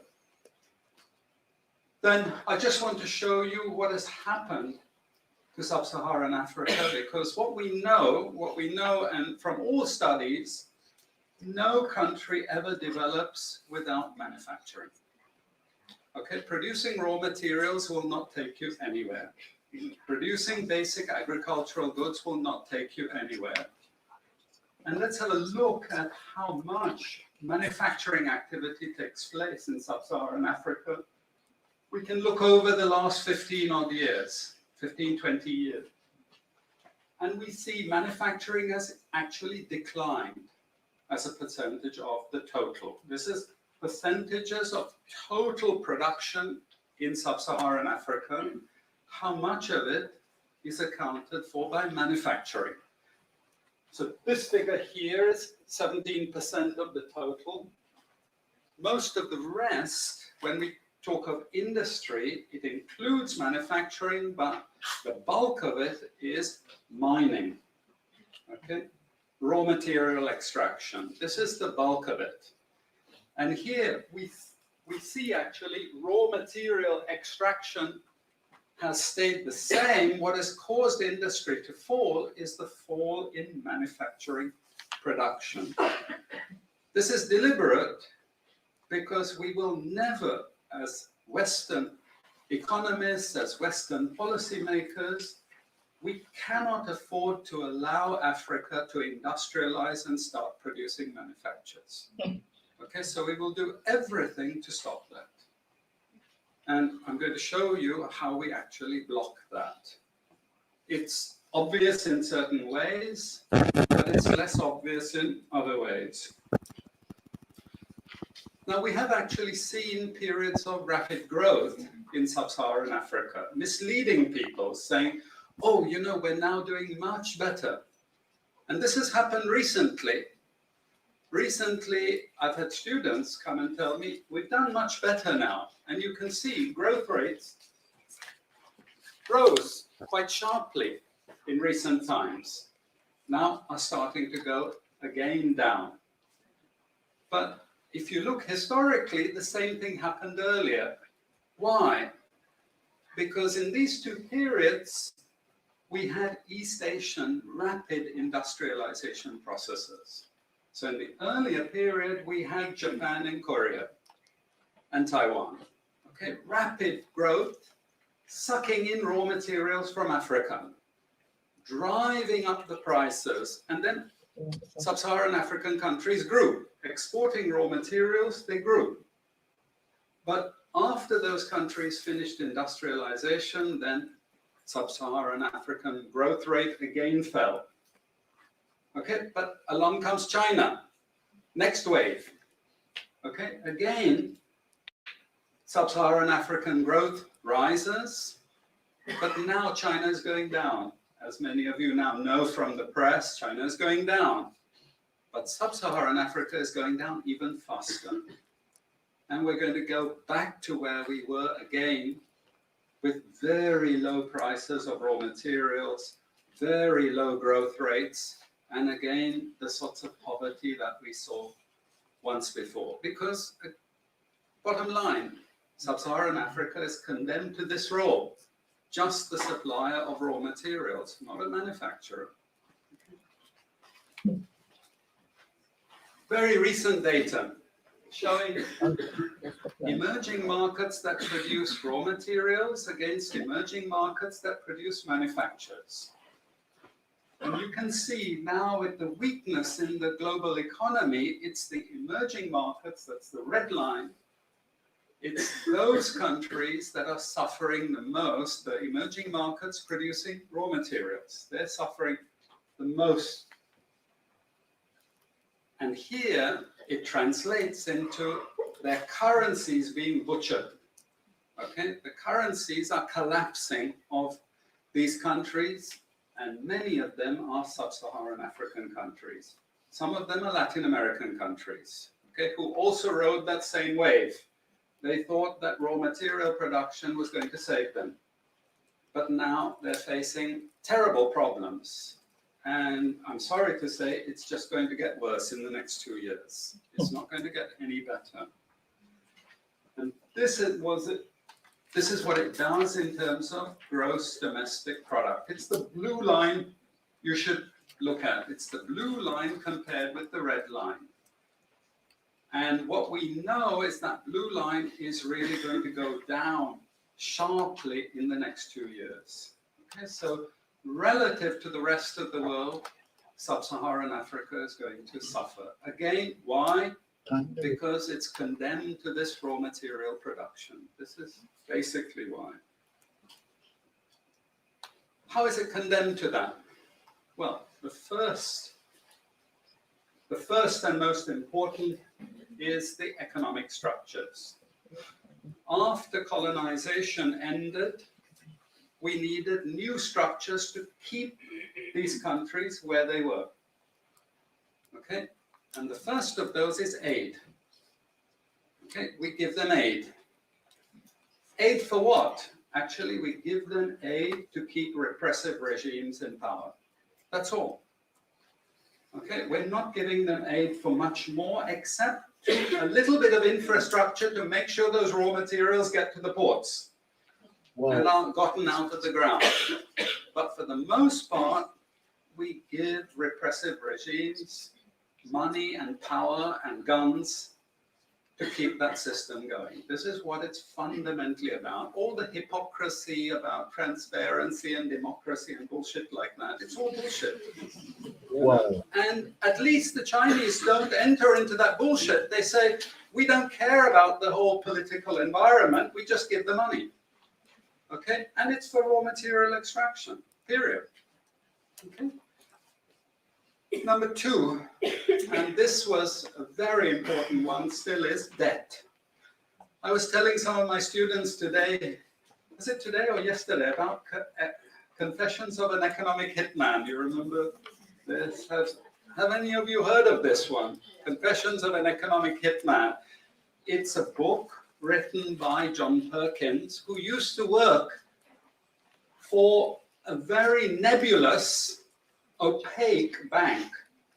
No one had ever heard of this bank, but it was formed in the 1950s by the IMF, the CIA, and the American State Department. And it had only one job: to lend money to developing countries that were raw material producers in order to indebt them. Once you are in my debt, I control you. Okay? And this bank had 4,000 employees, but no one ever heard of this bank, you see. But it would go to country after country offering loans. And if the president did not accept the loan, they were killed. And he gives two examples of presidents who were killed when they did not accept the loan. You see, the lending is also very important to trap the country. It's very important. It's part of that process. I teach in Suriname. And Suriname in recent times had a huge foreign exchange reserve. So big they didn't need to borrow money. And then one of my students who was very high up in government, he said, you know, the IMF is trying to convince us to borrow money from foreigners. Why? I thought, duh, you know, sorry about this, but, you know, this is the game. And in the end, Suriname did borrow this money because the IMF said, if foreigners lend to you, then everyone will think Suriname is such a strong economy that foreigners are interested in lending to you. You understand? Before Lula came to power, you know, the previous president in Brazil, Cardoso, his predecessor, took a gigantic international loan. All right, folks. No necessity for taking the loan. I think we heard enough. Once I catch you. So I want to start here and make some points. John, Tara, this is brutal. Brutal. Oh, yes, it is. A system designed to sacrifice a set of people to gain their wealth. Right? Means and methods that utilize. Right? I'm going to refer to something that Nigel Clark stated why it was important to keep the backside. Now you heard what the man said, and which worked out to be solid truth. So it is not only in Africa that they are exploiting. So people need to get this, that the Caribbean also under their exploitation. The Caribbean under their exploitation with the same methodology they're using in Africa. And so then what Nigel Clark stated as it relates to the bauxite in terms of removing the levy And I want people to get this, I want people to get this. Sorry, Byron, can I just interject just a minute? Can you, Anne-Marie, can you put up the link to that video, please? I think people want to see it for themselves, the entire video. Sorry, Byron. Okay, okay. So I want people to get this. John, and I'm going to remind the entire world, the primary reason why Michael Manley democratic socialism was defeated was to the fact that it was meant to create economic stability. Yeah. I want people to get this. I am bringing back the thoughts to people, and I'm glad that John is here. Glad that Tara is here. I want my people now to understand certain things. This cut me to the core. Cut me to the core. Right? And when you have a Nigel Clark with a PhD telling us that to keep employment in the backside because they are high-level employment, Nigel Clark, you are bullshitting the people. And you remove the levy. You remove the levy. Right? To what? Support neocolonialists. You remove the levy. The only money that we make from the backside is through the process of the levy, the tax. Michael Manley, right? Increase the levy. And the entire, so I want people to get it now. When I said, for people who want to vote for Jamaica Labour Party, who no go and go vote for Jamaica Labour Party, me no deal with capitalism, period. Because capitalists endorse neocolonialists. And they support us. So, John, I thank you for this, so we can disseminate it, right? But let me speak on it. And so then, Nigel Clark, who claimed that he has PhD, I don't know where he get it from or who give him it. And this man, right, remove our levy. We are not getting any benefit. And what the neocolonialists are doing, laughing at us, to say, right, they get it for $0 while they make the huge profit, and they continue to laugh at us because they're wrapped us in debt because of the loans that we process from them. Now, and listen to me, when we say me I defend democratic socialism, and where I say that we are Mongolian policies hinge on democratic socialism, we are going to work with that. You understand? Because guess what? We have to use the politics.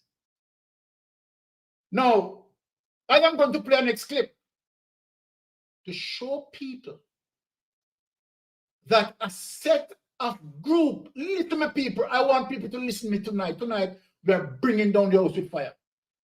The next clip that I am going to play, John, it is going to be burning to show you how a system design that even when the black people pull themselves up by the bootlace or by the bootstrap and becomes economic viable, a system designed to break them down, to crush them. Without any further ado, let me play this next clip and let you see and witness it for yourself. So we don't play with our politics.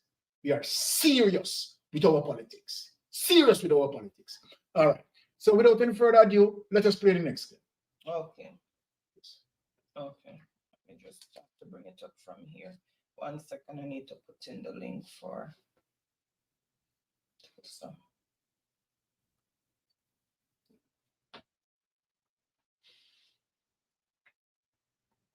This one? Yeah.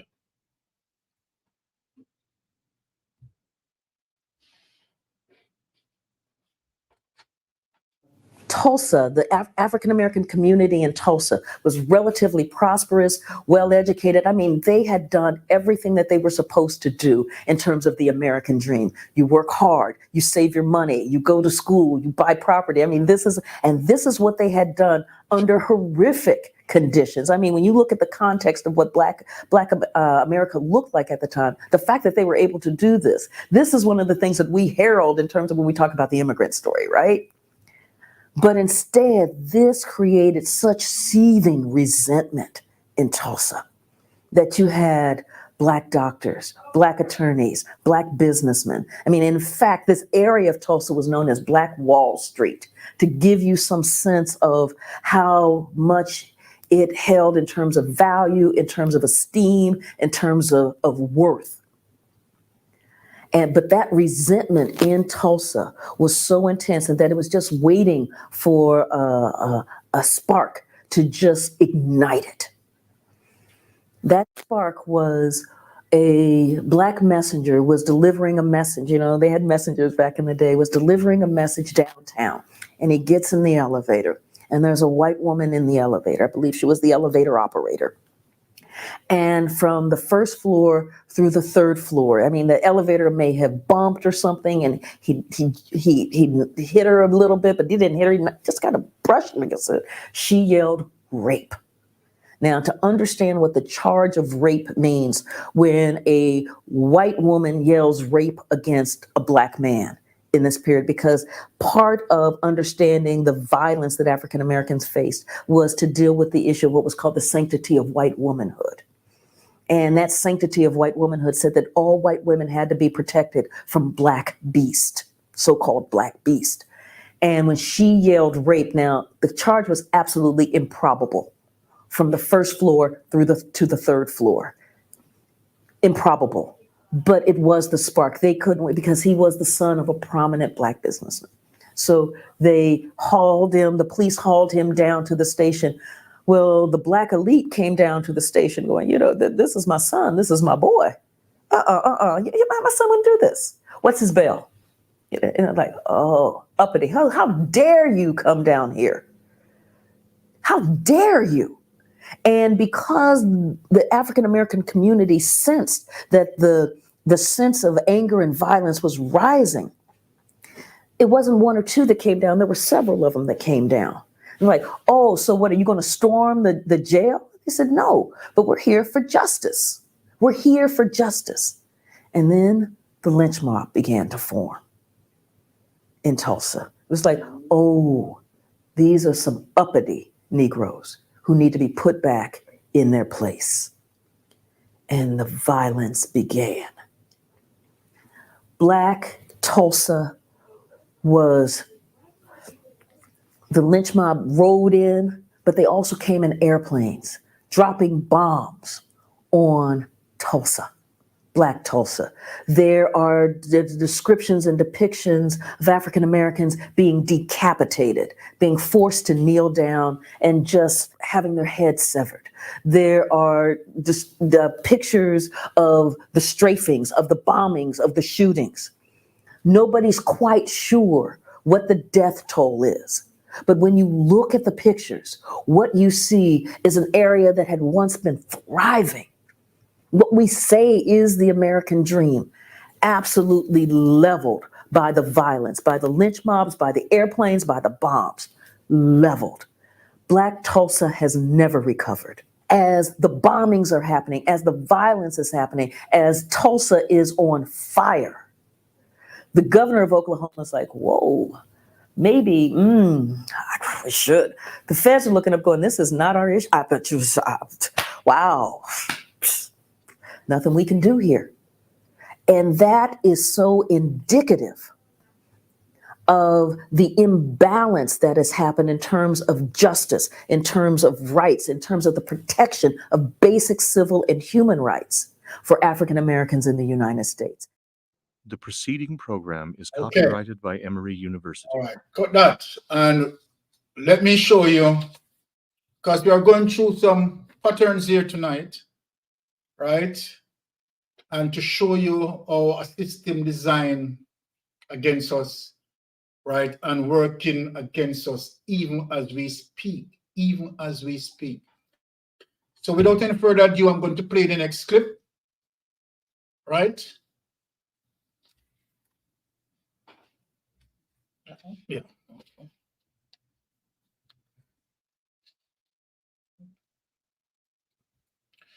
This one is very much painful, so please bear with me in terms of processing this. The Congo was one of only a handful of places in the world where rubber grew wild, and Leopold acted quickly to exploit it. He formed the Force Publique, an army of Belgians and Africans, and got them to force Congolese natives into rubber harvesting. It was dangerous work and required scaling the tops of trees where the valuable vines hung. Leopold's rush to corner the world's rubber market led to a whole new form of slavery in the Congo, and a reign of terror so brutal it would become the worst genocide in African history. It began with a hard leather whip called a shikot. They would use the shikot to punish a Congolese villager who hadn't met his quota. And the shikot basically flayed open the skin so that apparently after 20 strokes, you were a bloody pulp. And if you had the misfortune to have 50 strokes or 100 strokes, you died. So it became synonymous with Leopold's rule, and it was a horrible, feared instrument of torture. But to the outside world, the Congo seemed like a perfect colony, profitable, productive, and civilized, all thanks to King Leopold. Meanwhile, inside the Congo, things went from bad to worse.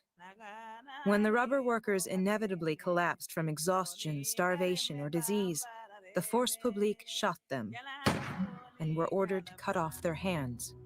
The Force Publique were issued with bullets, and the officers who were commanding these mercenaries wanted to see results.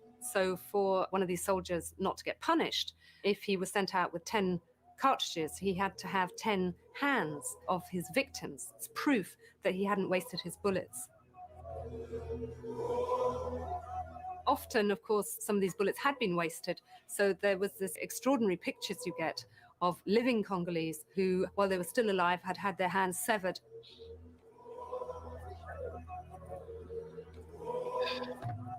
Leopold set new standards in colonial brutality. I think he did that because he just was a man in a great hurry. And he didn't think of the Congolese as human. Few statistics were collected at the time, but estimates put the total number of murdered Congolese at well over 10 million.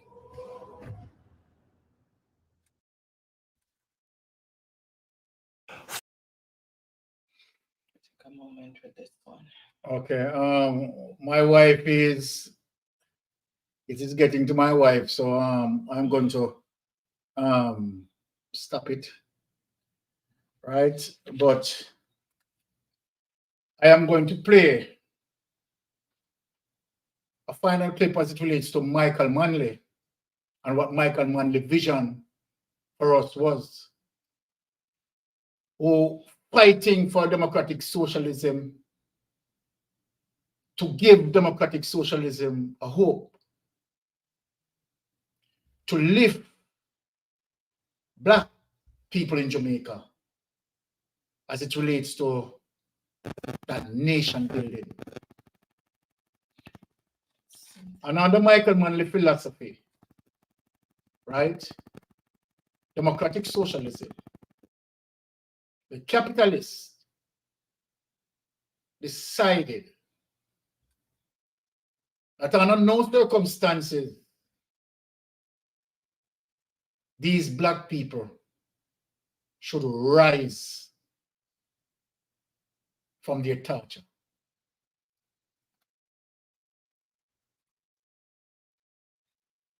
Neocolonialist is ensuring that we remain in poverty by the economic means, economic sanctions, and you have listened to some of the method being used to articulate their cruelty in keep us in poverty.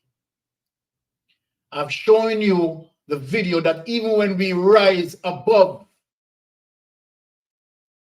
the suppression, rise above the oppression, they will use any means necessary to get us down, because they believe, based on their philosophy, that our survival and our success is their detriment. And so for them to survive and remain successful, they have to suppress us. They must suppress us. And I'm playing this clip tonight for Jamaican people to understand the politics. And when we speak about democratic socialism, what does it mean? And why was it destroyed? Why was it destroyed? It was destroyed for all the reasons that I'm showing you in the clip.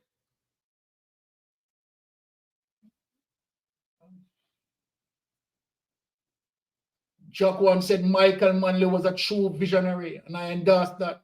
It's a true visionary. I want this to sink in. And so then democratic socialism, right? People have to understand the politics. When we see an Andrew Holness-led government attack our education system, when we see a minister of education knowing how vital education is to lift us out of poverty and a system designed to cripple us, to shake down us. Because amongst our people, we are not to be tertiary educated.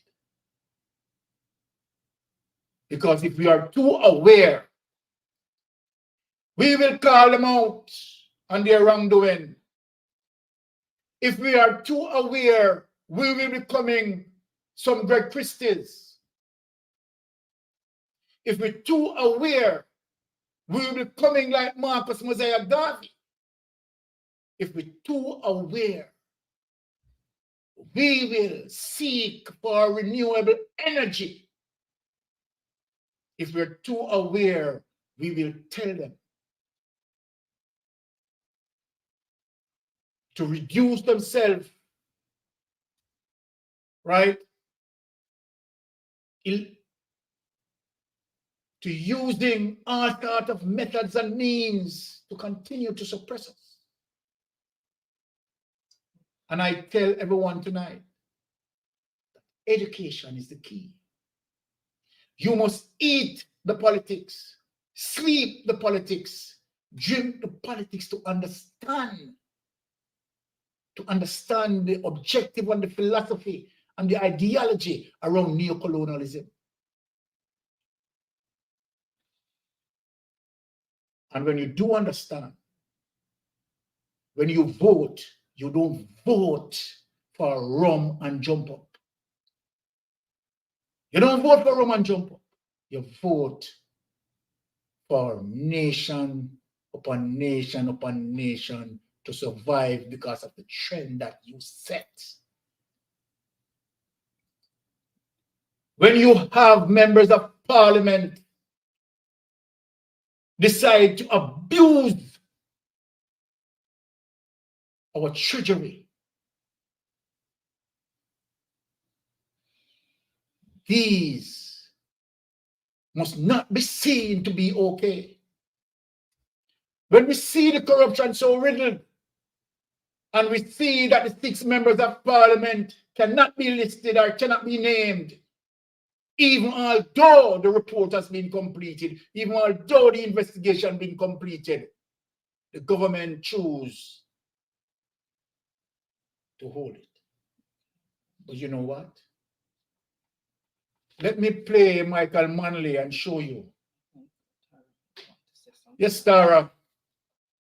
I see you beckon and you want to speak. Go ahead, my sister, and speak. Yes, I forget myself a little bit. The clip that you play. Yeah, no, I understand. No, I understand why they want to take the history out of some of the schools, the real history. Because this here and the impact that it has on you when you watch these things and listen. I tell you, Sarah, before when John sent me, when John sent me, John said, Byron, you're going to play it a couple of times. Am I lying, John? No, exactly right, Byron. Yeah, exactly. Multiple times, multiple. When John sent me, John said, Byron, you're going to want to play this a couple of times. Right? And, you know, I'm thankful for John to send me that clip. Go ahead, Tara. Sorry to cut you there. No, because you need to cut so I can breathe. Okay. Trust me.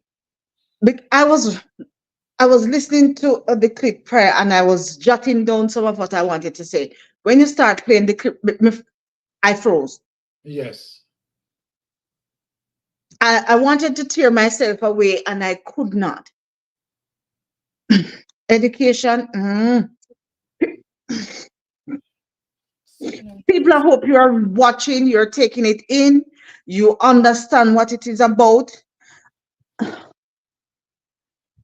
I can't say some of what I want to say here. I can't. But if you permit me to mention some of what I was jotting down before we play this other clip. Why can't Tara say what she wants to say? Tara, I'm sure Byron's happy. We're all happy to hear whatever you have to say, surely. Yeah, don't hold back. So I'm going to start before we get to this one that really slapped me upside my head. You were talking about the neocolonization. No. Sorry about that. Just put it up for me. And I don't know why I'm breathing out of work. First of all, we can always talk about that and understand that it really impacts different countries and different regions differently. So you have some people may have may get a certain impact, and the other Black region or country, it may impact them differently. But there are two things. When he was listening and he mentioned the 0.1 or 0.0, point whatever, and I was saying, my God, knowledge is power. And I take this opportunity to say thank you, Byron, in the midst of your program. Thank you for this program, because it brings a lot of things to the fore. And as I always say, there are many things that I know, but there are many things that I don't know. So yes, I am thankful. I can't take all of the blessings because John is the one who provides those materials, that material to me. So all right, you go to John too. All right. So thank you very much, Mr. John, and keep them coming. Keep them coming because we want to know. So as it relates to the neo-colonization, pardon me, I'm a bit flustered tonight. That word tonight. Okay. And we realize that when I hear him mention the 0.0, the 0.1, the point whatever, and I'm saying it's really below the dirt that they took us. And when you realize that, and let me just interject a little. And these are some of the things that when we become aware of it, we need to understand that we need to galvanize, we need to come together, we need to take a unified approach, because all of this that was done, were done, and is still be done, you have to understand that these people recognize a power in us that we are yet to recognize in ourselves somewhat. Exactly. And that is the reason why they behave like that, because they don't want to give you the leeway and the leverage for us to rise, because they know the impact and they know the strength that we have. We have survived over 400 years of slavery and still here doing great. And for those who think that we just come from everything poverty stricken, we understand that these people went in and you see what they have done. Exactly. You understand? And also too, the mind, for those who don't understand, when they do these things and they take from you and continue to plunder the country and the resources that are there, and to have us in a state, then they work on us. And as the clip said, when they offer these loans, and we feel privileged that these people want to lend us so we can take ourselves, and we don't even realize that we're plundering and we're going in deeper depths. Yeah. And the IMF, that's why the IMF can reign supreme. Tara, can let me interject a second there? Because when you talk about debt, let me just jump in here a second. This is a joke about the debt. Remember, we're in Jamaica and we have Jamaican dollars. Yeah? But we go and borrow in American dollars, and our debt and our dollar depreciates every bloody day. So if you borrow $1 million today, $1 million American dollars today, next week, by next year, it is valued 10% less. So now, instead of paying back in Jamaican dollars, we just say 100 million Jamaican dollars, we have to now find 120 million Jamaican dollars. That is the other problem that people don't understand, that when you borrow, and that's how crooked the system is. We borrow borrowing American dollars with our currency that depreciates every day. Yes. So the debt trap, we're built into the debt trap that we can't get away from. Exactly. And in extension, that triggers inflation, what we are seeing right now. So it's really a static. Sorry, Tara. I just had to jump in on that point. Sorry. No, I appreciate that, and thank you very much, because people need, I think many people, and this again, thank you, Byron, because people don't understand. And when they talk about the debt burden, people don't understand the whole concept behind it, and how, as Mr. Lennon said a while ago, when you borrow, and we talk about interest accrued, and we talk about the inflation and the dollar exchange and all of that, they don't understand that these are very impactful, and it is going to be the determining factor as to where the level of the debt is going. You understand me? The ceiling. So again, go ahead, John, Byron.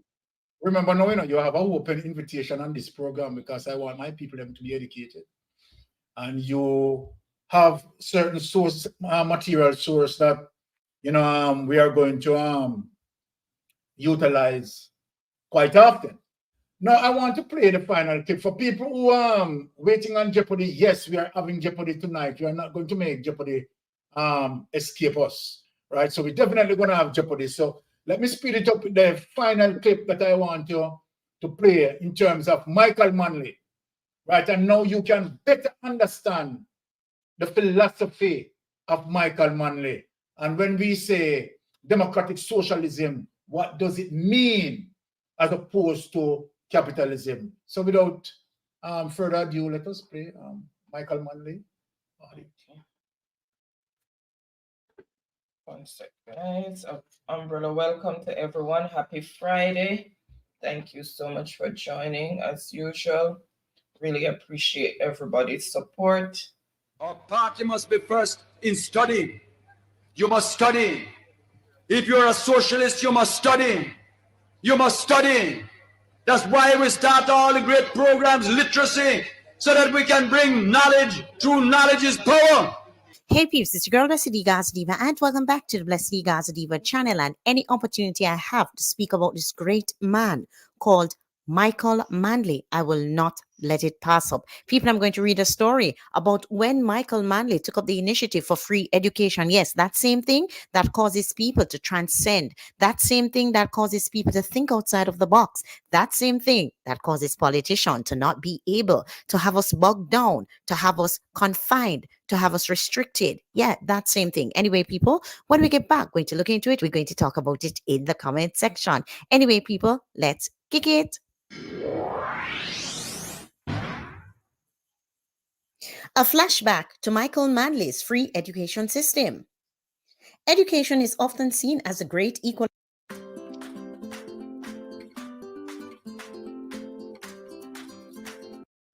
in which people from low-income families can enter career fields that would have otherwise been impossible. For thousands of Jamaicans on May 2nd, 1973, when the country's fourth Prime Minister, Michael Manley, introduced the Free Education Initiative, this was the ticket many financially challenged people were waiting for to create a better life for themselves and their families. You must read. Now I have a book called Manley and the New Jamaican. Uno should find a way to read it. Is you are write it for politics of change?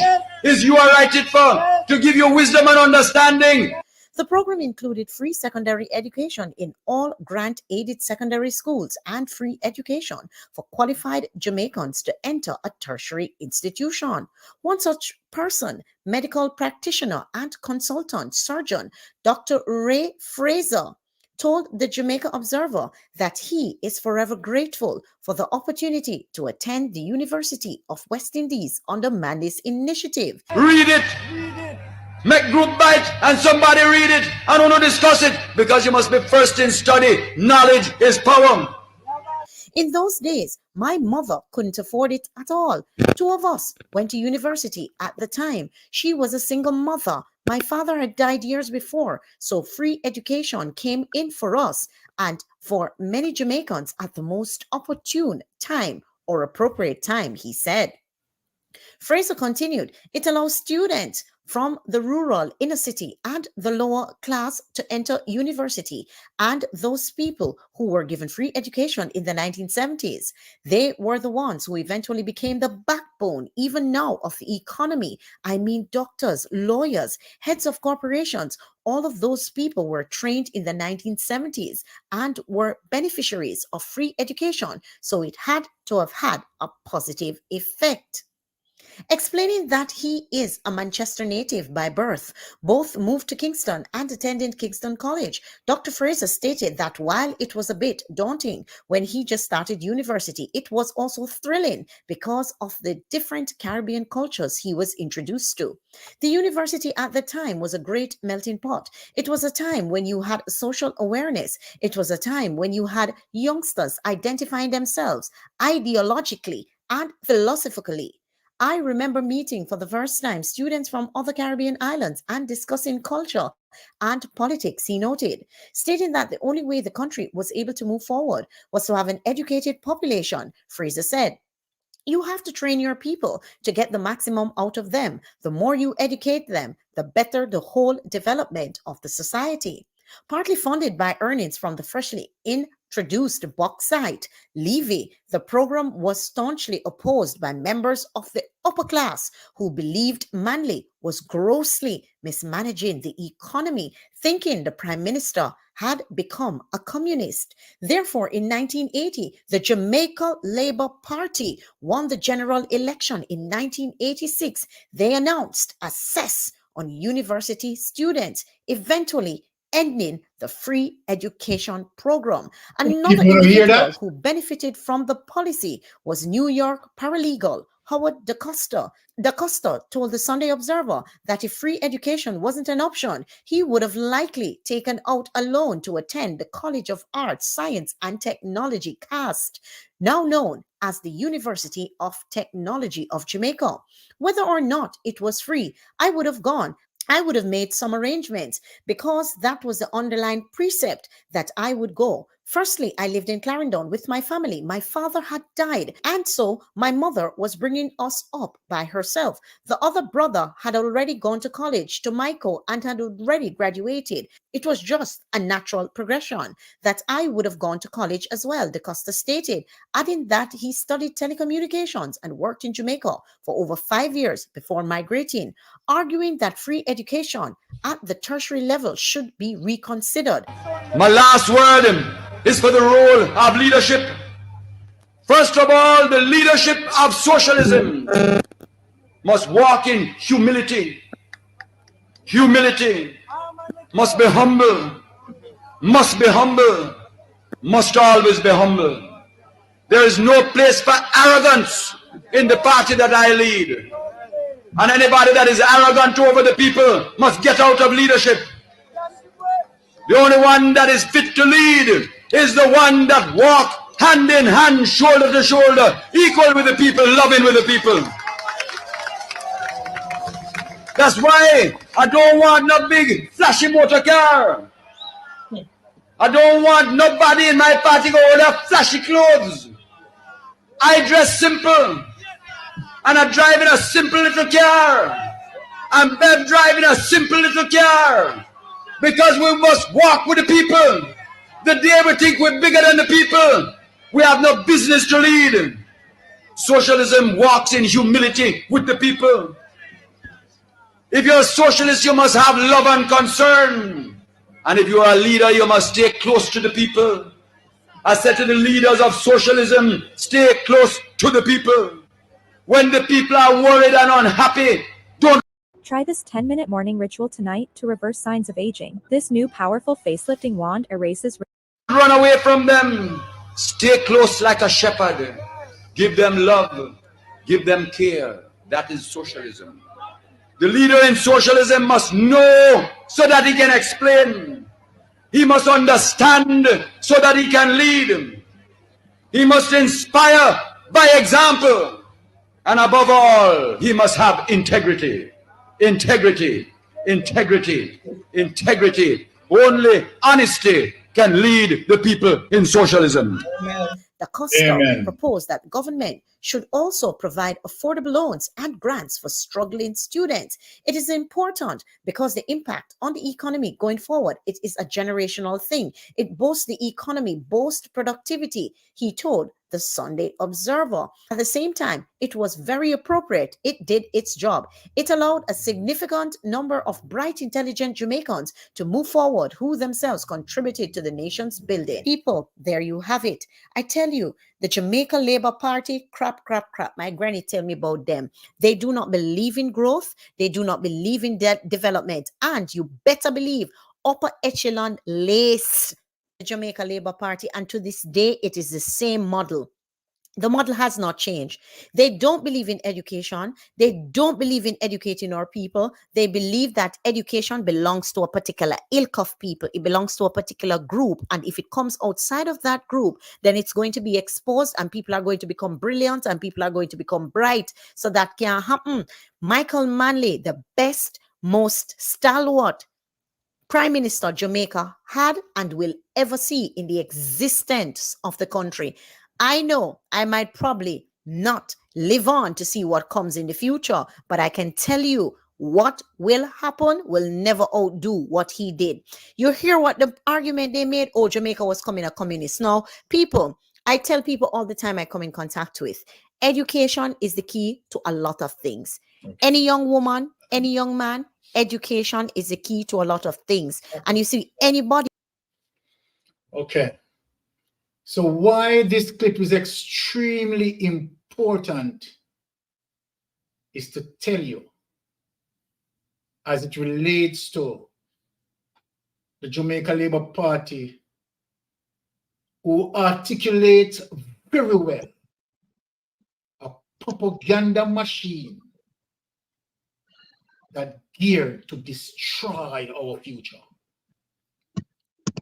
For those people who want to go and vote GLP, then fine, go ahead.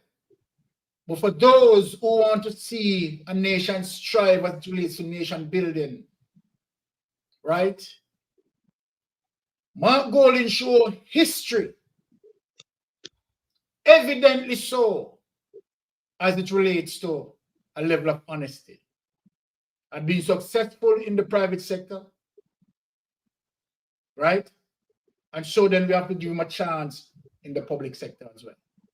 He had done it, he had been there and done that. He had shown where his alliances as it relates to democratic socialism will endorse it. And so then, we will be giving Mark Golding that opportunity to, of course, spread that love of democratic socialism once again. Democratic socialism. I remember the day, and I want people to go and Google this. Alexander Bustamante, right? Pioneer of the Jamaica Labour Party, said to a nation, if people didn't realize, that saltfish is better than education. Alexander Bustamante said it. If people have their phone, Google it. Alexander Bustamante said saltfish is better than education. Now you tell me. You tell me. And that you have seen the signs and symptoms of the Jamaica Labour Party crushing our education system. And so then, before I get into Jeopardy, I am going to give Brother John, right, his final moments of talking to us, or anything that you have to say, Brother John. Go ahead. Yeah, I have to say that Mark Golding is no Manley. Manley was a visionary. Mark Golding is not visionary. I completely understand that we have to get rid of wholeness. I understand that 100%. None of us like wholeness. He has to go. The JLP has to go. You don't have to sell the PNP. In my opinion, come election time, JLP people, they're all disillusioned. They won't vote. PNP will turn out in mass and they will win. But I'm not going to sit here and try and endorse Golding. He's a capitalist for a start. He's 100% capitalist. Look how he makes his money. He's a capitalist. On another point, anyway, moving on. Somebody, BCA Smith, wrote something about higher interest rates. We're not talking about how, what did I say again? Yeah, how we borrow in American dollars and our dollar depreciates. And he's saying, yeah, higher interest rates. Yeah, it's quite remarkable, actually, the system that we have. So Jamaica is poor. So you'd expect if Jamaica is poor and the IMF and the World Bank and the IDB, their mandate is to alleviate poverty and increase growth in all these poor countries. That's what their mandate is. If you Google it, you'll see what their mandate is for these organizations. Yet somehow, pardon? Their mandate or their lie? Which one it is? Well, the lie. Okay, the lie, right. Yes. Then you'll think that, okay, then if that's the case, you'd expect that our black poor countries would all have lower interest rates. But somehow our interest rates are astronomical, just stupidly high. I remember back during the COVID time in 2021, I was watching France 24, and the French needed to borrow some money. And they wanted to borrow 6.2 billion euros, which is about $7 billion, right? $7 billion, which is like double the debt of Jamaica. No, so half the debt of Jamaica, sorry. So they went to the market, right, to raise this money. Jamaica pays about 7% interest, right, on our loans. You won't guess how much interest they have to pay when they got their money.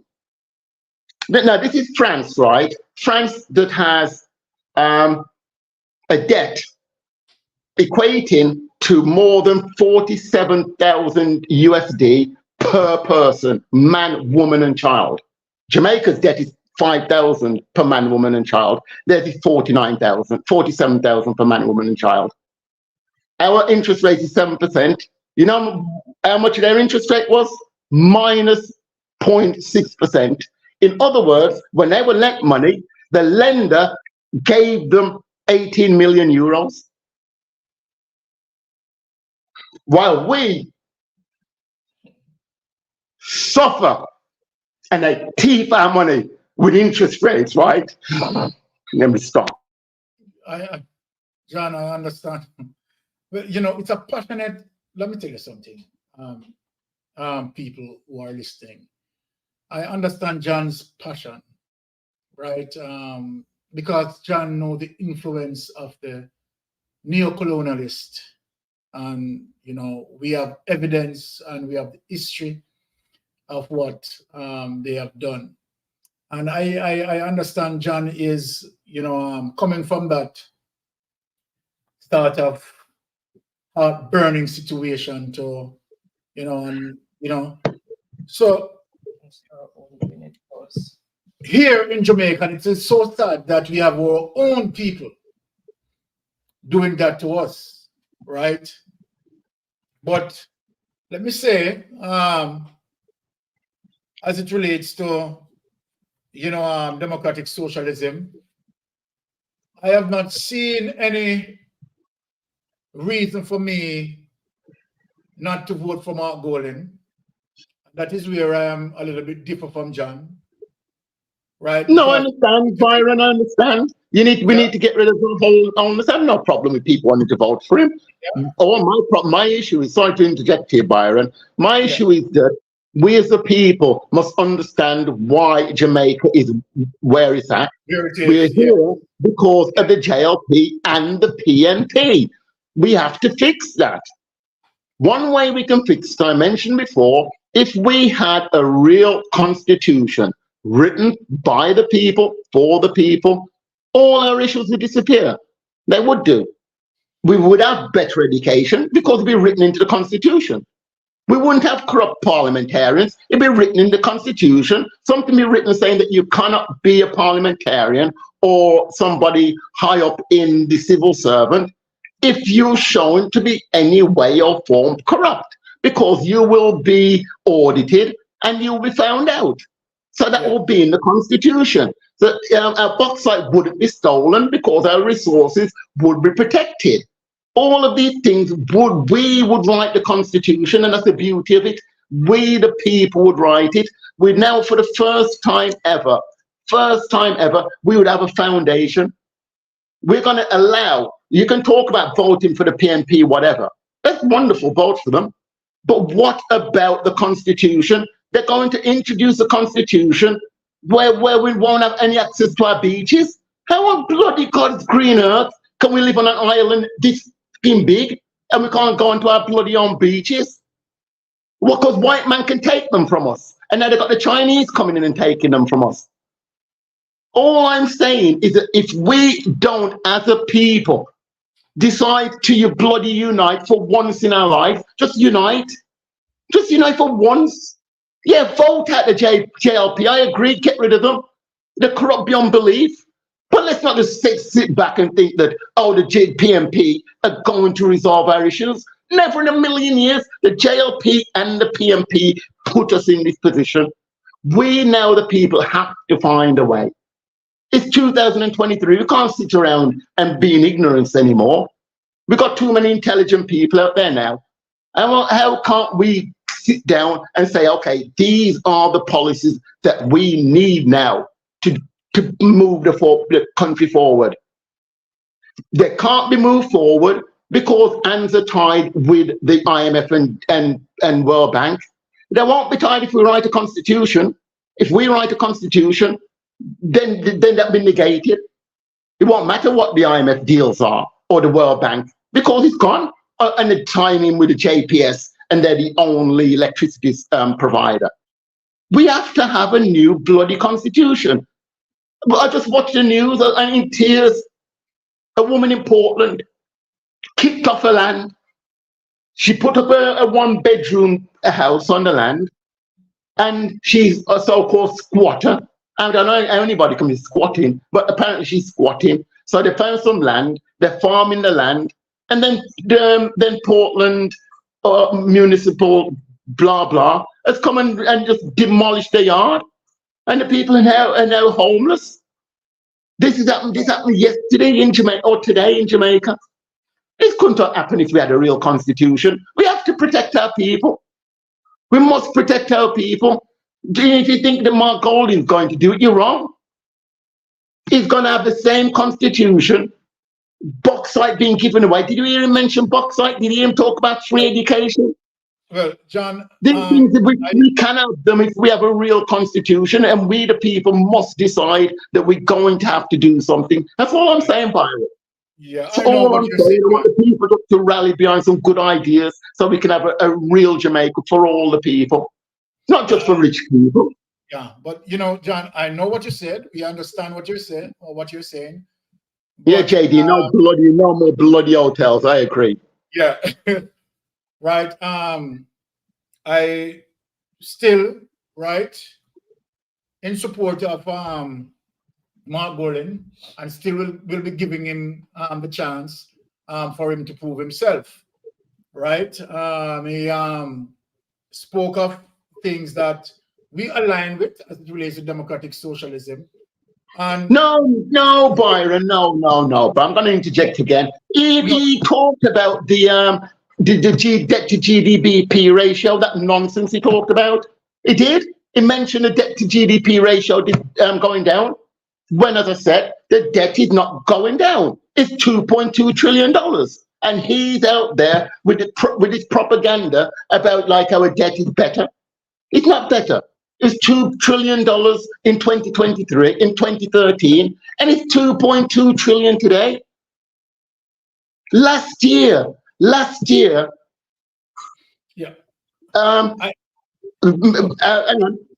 year, the debt went down by $36 billion, Jamaican dollars, yet somehow 850 million US has just disappeared. We spent over 2 billion US servicing the debt that went down by just over 200 million. We spent over 2 billion for a debt to go down by just over 200 million. It's crazy. 850 million Jamaican dollars last year alone just disappeared. Money, just think what we could do with that money. If we had a real constitution, this wouldn't be bloody happening. That's all I'm saying, Byron. I ain't got a problem. Don't go around talking like Mark Golding, some messiah. He isn't. I 100% agree we get rid of the JLP, but don't propagate this thing like Mark Golding's gonna bring in a new Jamaica, and we're gonna have better education and all these things are gonna be rosy. Far from it. Yeah, they'll never be rosy when you're tied. He was a person who oversaw the IMF agreement. He oversaw the IMF agreement. He's well at fault. But John, to be fair to fair to Mark, he's not.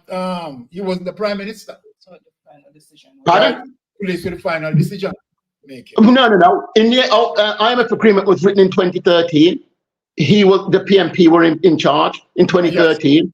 Yes. When we had LNG, the PNP were in charge. Philip Powell, he was the one who had the agreement with the World Bank in 2015. All our problems in this country are down to two things: the JLP, the JLP and PNP, and a dodgy constitution. We fix our constitution, have a new constitution, and that's it. And it really is that simple, Jamaican people, if you listen to me. It really is that simple. If we rally together and decide that we are going to write the Constitution, it's done for them. They're finished. They're finished. The JLP and PNP are finished. All of a sudden, we can build a new country. Some people might be saying, somebody said here, John should vote for John Lennon. Yeah, probably I'll have to stand, but you'll have good people standing, Byron. That's what will happen. Good people will stand. Yeah, you laugh, Adbury. That's right. Adbury will vote for me. Adbury will vote for me. I know that. That's all I'm saying. Tara will vote for him. Look at, I'm sure Tara will vote for him as well. Okay, the final, because we are wrapping up, Yeah, John. yeah, vote for Tara. You can leave me now. Yeah. All right. Go ahead. Okay, so my take on it is because he was saying that with the IMF agreement, Mark Golding, yeah, PNP was in power, but remember, Mark Golding was not the prime minister at the time, so the final decision did not rest with him. Yet maybe he was in the room when the agreement was made, but the final decision rested with the prime minister. Which is true. We have to remember that there are policies that are written already that have timestamps on them. What we have to hope for is that when Mark, and if he goes into office, some of those limits will end when he is there so that he can make alternate decisions that will benefit the country. Because yes, I know what you're saying, that policies are already been in place by JLP and PNP, and it has created all this problem. But moving forward, because we cannot change what happened in the past, and I'm sure Mark is trying to help us in many, many ways by policies that he has put in place. Drafted. Yes. And the opposition is not really giving, the incumbent government is not really giving the opposition any real input because they don't have the numbers. So he has to wait on his turn. Now we are hoping, I know you're saying like Baron is looking at him like a white knight in shining armor. But I don't think that is what Baron is really saying. No. What Baron is saying that I think you get it, that we have two evils here. We have to choose the lesser of the two. And as somebody rightfully said, Mark Golding is a man of integrity. Tara said that as well. And he has no baggages that is coming along with him that we can find. He's run his business, his private business, successfully. And you said that he's a capitalist. Yes, if you have a business, you're automatically in capitalism because business is capitalism, right? He is stepping away from the business now to work for the people. So this is now stepping into a new light. There's a line, he's stepping over from the business aspect of it to the service aspect of it in trying to serve the people, right? In the best way that he can, which he's already started and trying to show us that he has the Jamaican people interest at heart. Now, what we have to pray for, because we know that if there are policies that are set already that are time-stamped, if the time stamp is not within the time that he is going to be in office, so if it ends, there's nothing he can do in changing some of those policies. What he can do is try to get people back to the table to renegotiate, right? Because there are certain things that he will not be able to change. We have to face that fact. But there are certain things that is going to be within his control that he can put in place to try to make things a little better for us. And let me add something to that. We have never seen a Mark Golding governing, right? And so then to judge Mark Golding as if he was at the helm, the political helm, right, governing, and then he had made certain policies while he was at the helm, right? Then I would understand. The man has never been at the helm. And then I think in terms of the judgment that being pronounced on him would be definitely unfair. So then, I mean, give him the chance that, okay, if he become the incumbent government, right, then now you can have a background as it relates to his performance, right, to judge him on. But to judge Mark Golding, you understand, as it relates to whatever, and he has never been at the end. I don't see, where that really final decision. It's just unrealistic. Let me just use that word. You understand? To be judging him, you understand, while he wasn't at the helm of the government. But let us give Mark Golding a chance. he will be at the helm of the government, right? And for persons who, like you, John, who very much critical of him, right, will now witness his performance, and then, right, you can criticize based on his performance. But what are you going to criticize him on when he has not been at the end? I'm not really criticizing Mark Golding as such, Byron. My problem is the JLP and the PNP. That's my problem. It's not Mark Golding ain't my problem. My problem is in the JLP and the PNP. So now we're not really looking at the party now. We're looking at the leader, because we know the party come with its baggages. We're looking at the leader now to come and clean up the party. So give him a chance. I'm not as I said, look, I want to see the back of Andrew Holness tomorrow. Okay. Yeah. What time is 10:15 in Jamaica? If 10:30 could come and hold us in power, I'd be happy, man. My wife just whispered in my ears that you're going to vote for Mark. This is a new day that has dawned in our politics. Yeah. It will not be politics as usual, because a lot of people, a lot of Jamaicans are waking up. Social media is educating and informing people. So a lot of people are more aware. There is access to information and stuff now. So it's not like before where they go on a trail and them talk all sorts of nonsense. Yes. And then there's no footprint of it. So they can retract and say, I didn't say that or whatever. Everything is on social media. As soon as they say yes. And let me say something. Let me say something before we go to Jeopardy. Nationwide can't get to do their propaganda stunt again, right? Because the people are listening to us, not nationwide. So we are leading the mandate. So Cliff need to understand that you know they're not listening to you, they're listening to us. So you can go on with the propaganda machine. You understand? When you talk on the left, we look to the right. All right. Sorry, Byron. I took all of Tara's time. Sorry, Tara. Sorry. Yeah. All right. Tara. No. I am good. Okay. Because you know. All right. That's about sums it up. But All as right. Byron said, I heard when his wife whispered and said that Mr. Lennon is going to vote for Mark. I heard it. I heard it too. So three versus one, right? John, all right. Thank you for coming again on the program, John. Right. Looking forward to see you again, John. Yeah, the pleasure, Byron. Pleasure, Anne-Marie. Lovely. Yeah, lovely to be on here again with your lovely audience. And pleasure to meet you, Tara. Pleasure. Same here, Mike. Sorry, I hung your time. I'm very greedy. All right. Thank you, John, for coming on board. All right. Well, thank you, fellas. You have a good evening. Bye-bye. Same to you. Yeah, bye-bye, everyone. All right. All right. All right. Thank you for allowing me to be here, Byron. Thank you, Tara, for coming. I really appreciate that. Right. So, wonderful. Tonight, I love the energy.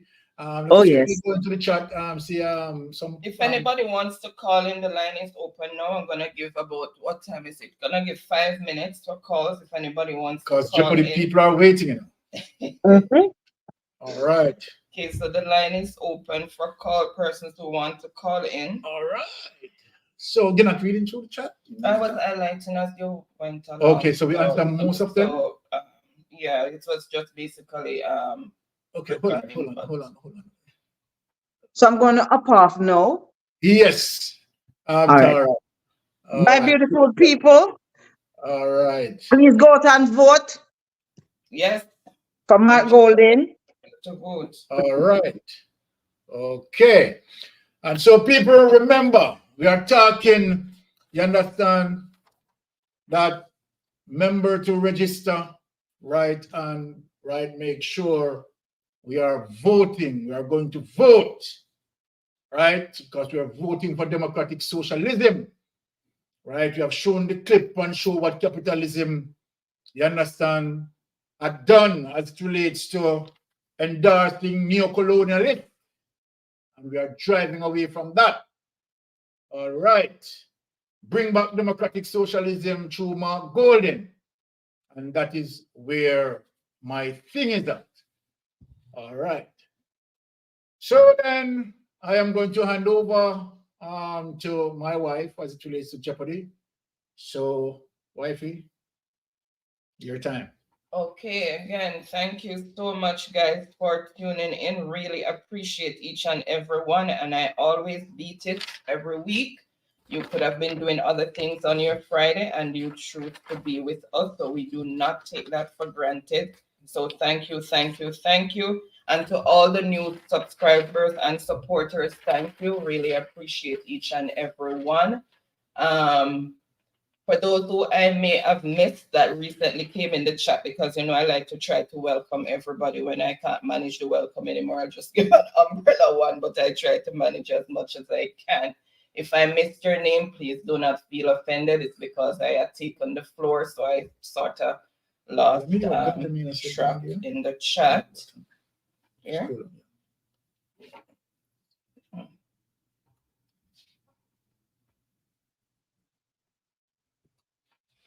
Okay.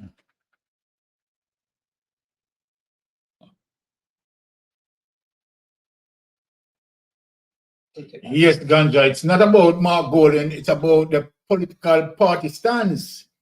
It's not about giving a chance, it's about holding these politicians to duty, right?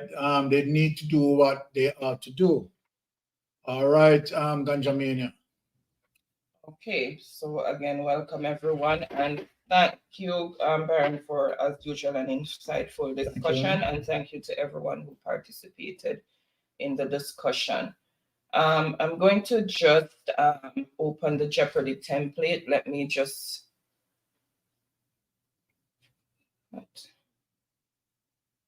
Okay. All right, I am just going to share the template. So we are going to be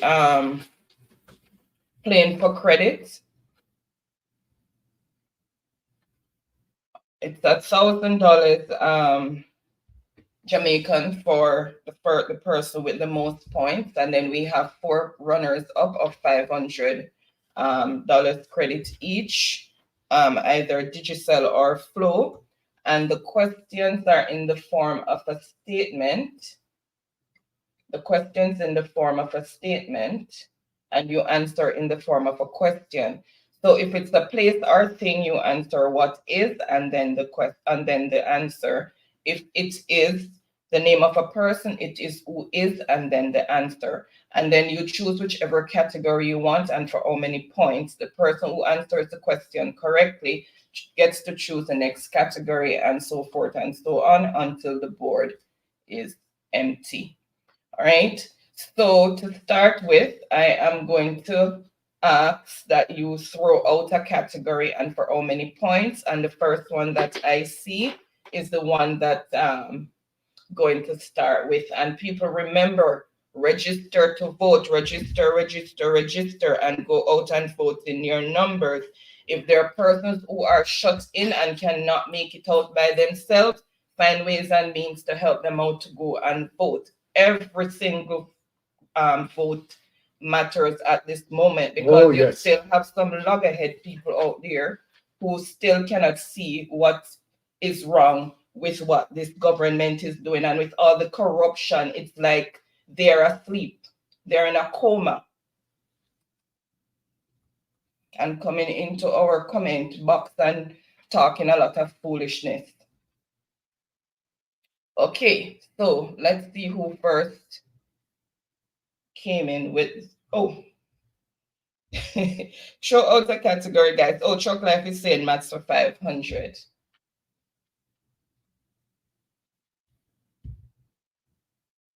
Okay, so dog use lots of calories while pulling a sled. If a 25 kilogram sled dog uses 12,500 calories per day, and an adult man uses 2,500 calories per day, the sled dog uses this much more calorie. So the statement, Dogs use lots of calories while pulling a sled. If a 25-kilogram sled dog uses 12,500 calories per day and an adult man uses 2,500 calories per day, the sled dog uses this much calories. And you read out the category. Pass. Oh, you cover my paper. This one? Underneath. Yes. On the pen, please.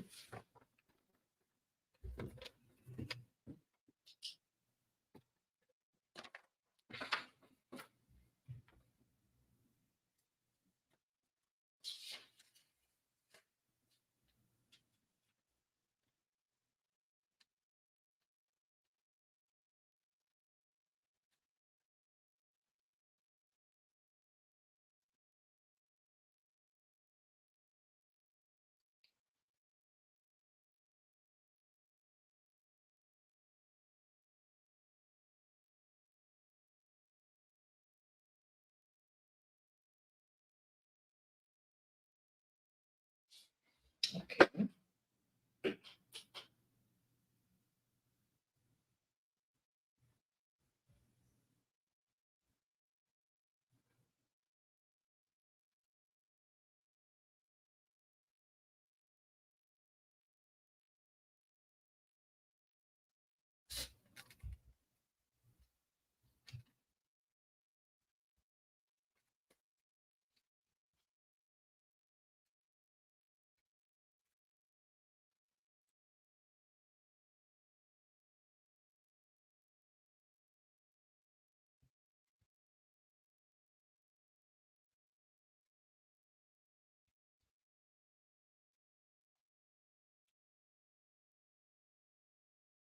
Okay.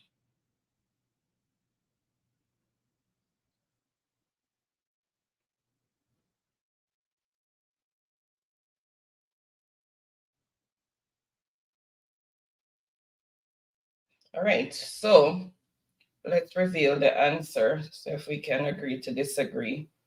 So the sled dog uses this much more calories, and I have 5 times more. I see people have been subtracting, so I guess we all understood the question a bit differently, because I thought it was how much times more calorie that the sled dog was using more than the adult man. So I divided to get 5 times more, but I see people work out the difference. Dogs use lots of, well, pulling a sled is 25 used, and the adult man, the sled dog uses this much more calorie. Which one you think it was subtraction? Okay. All right. So the answer, don't mind my answer then, it's 10,000. Yeah, 10,000 is right. Okay. All right, so the answer is 10,000. So just don't mind my answer there. I understood it a bit different. I thought it was times more, this times more. All right, so let's see who first came in with the correct response.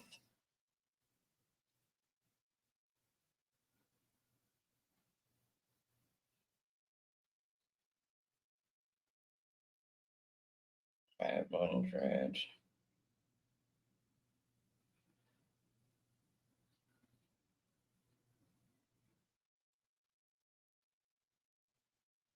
I think the book said 5 in this book has the answer. I checked it. All right, just trying to see who first came in with the correct answer, so I don't mean. Okay, so first on the board with the correct response is Truck Life, and that is for 500 points.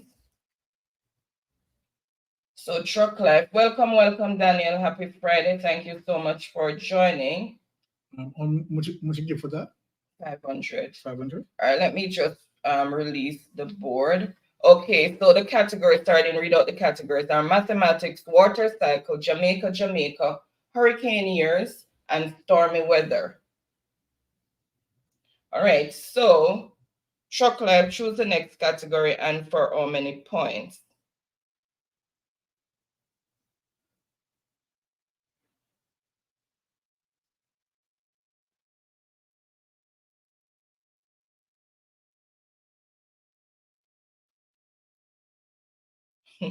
Okay, so it's saying mathematics for 400.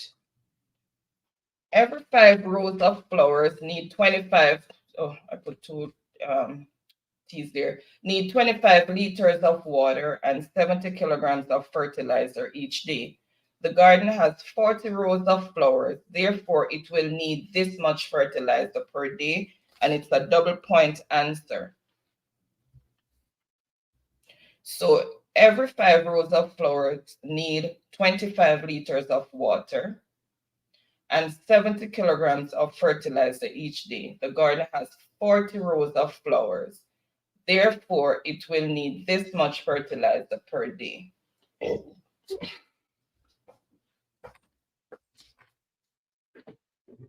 One sec while they're working it out. Let me just do.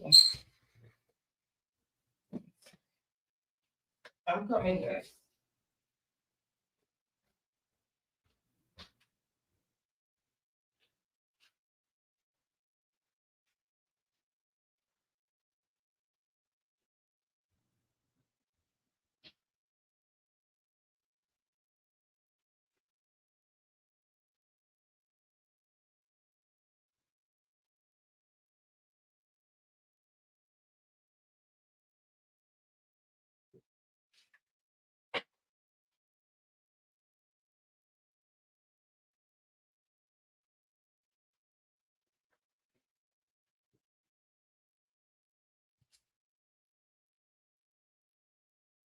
Oh, I'm not seeing Ricardo. Like Ricardo gone on bed. All right.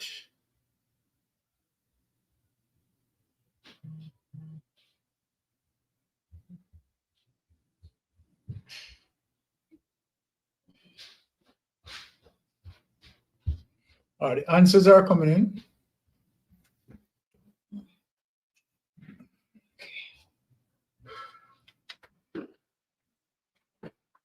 All right. So, guys, sorry, the first question actually was I left out it's how many times more.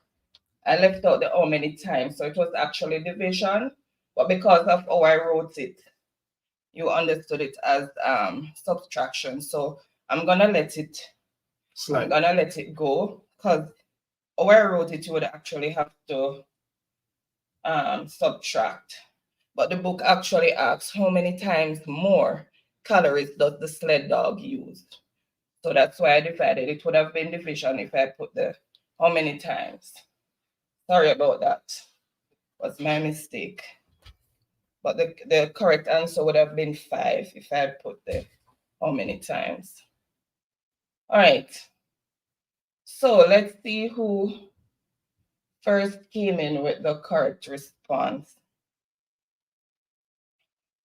All right, so the correct response is, what is 560 grams?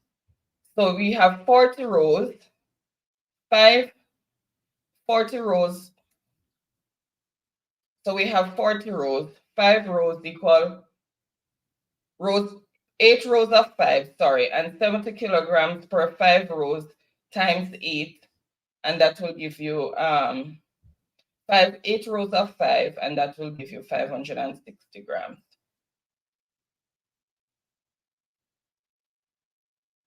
Okay, so 8 rows of 5, because it's 40 rows, so you get 8 rows of 5, because it says every 5 rows of flowers need 25 liters of water. So then you divide the 40 by 5 to get 8 rows of 5. And then it's 70 kilograms per 5 rows, and you have 8 rows. So then it would be 560 grams. Lord Jesus, sorry, 560 grams. So that is the answer, and it is a double point. So whoever gets it gets 800 points for that. Let me just see who came in with the correct response. Oh, Arlene, work out the water and the fertilizer. Good job.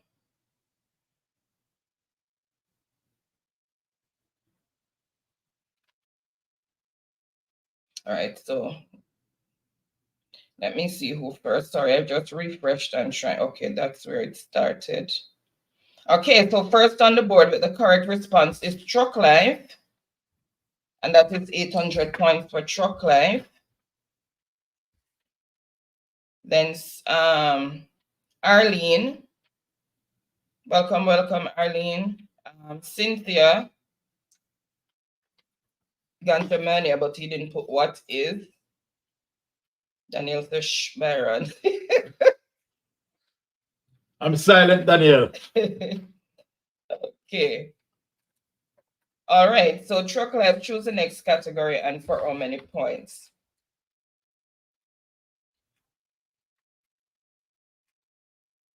I forgot. Put how many times more in that question.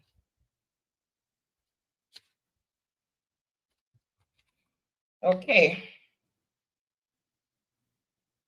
What Truck Life asking, what is the score? Oh, 1300. Truck Life score is 1300 points, but I was just waiting for someone else to maybe pop up so I can read the score. Jeanette said, I'm not good at much less we do it so fast. No, sir. Gosh. Yeah, mess up at the start. Can't believe. Okay, the length of a garden is 4 times its width. The length measures 60 meters, then the width is. So the length of a garden is 4 times its width. Mm-hmm. The length measures 60 meters. What is the width? Oh. Yeah, you're not correct.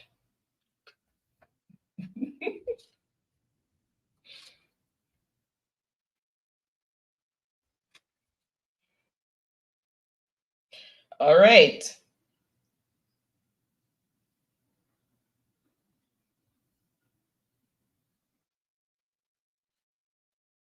All right, so I see the answer that I am looking for, and it is what is 15? What? Sorry, what is 2? It's a bit 240. What am I doing? 240. Guys, forgive me. Honestly, when I did this, I was so tired. You know, guys, this is not me. I was so tired. It's 4 times 60. What the hell was I doing? All right, so it's 240. So whoever has 200, let me just move that quickly because that is so embarrassing. Oh my God. All right, so let's see who came in with the correct response. Truck Life, 240. So when they come off night duty, I don't get enough sleep. So 240. Then Daniel. How many points for that? 300. So I have to correct that one as well.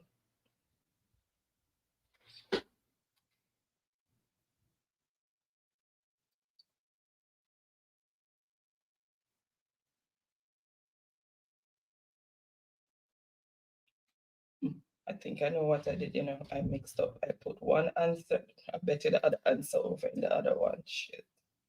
All right, so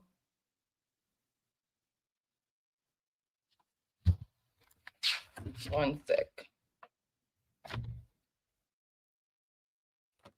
All right, so let's see who first again. So that's Truck Life, 15. What is 15? Oh, let me go in this here because now I'm mixing up myself.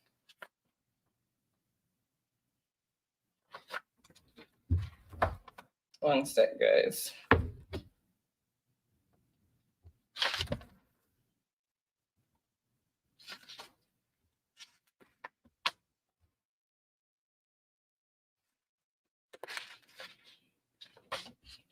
Which page I came from?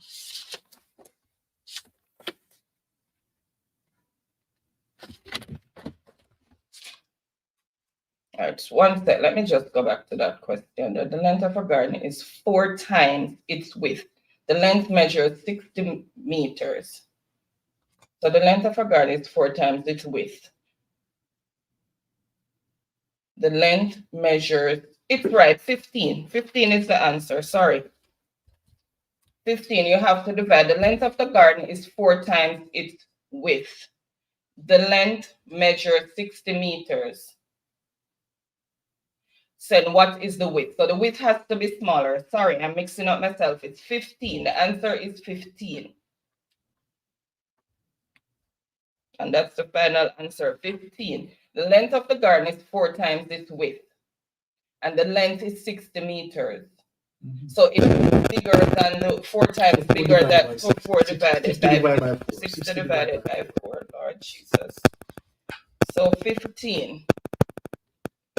All right, so the answer is actually 15. Forgive me, guys. This is the first this is happening to me back to back. I don't know what's happening tonight. All right, so truck life still put 15. So I did what, 240, then 15. So the answer is 15. Yeah. So that is 300 points for chocolate. If you have that, okay. Then Cynthia, now I have me sweating, although down here cold. Take off this. Then the next, okay, so that's how the answers came in. And Jeanette also came in with 15. Chocolate, choose the next category and for how many points.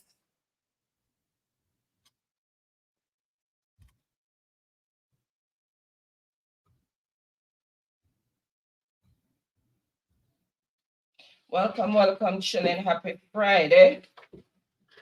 Okay, Jacqueline, good night. Thank you so much for tuning in. Really appreciate you to have been here. Baron, pull up. Pull up.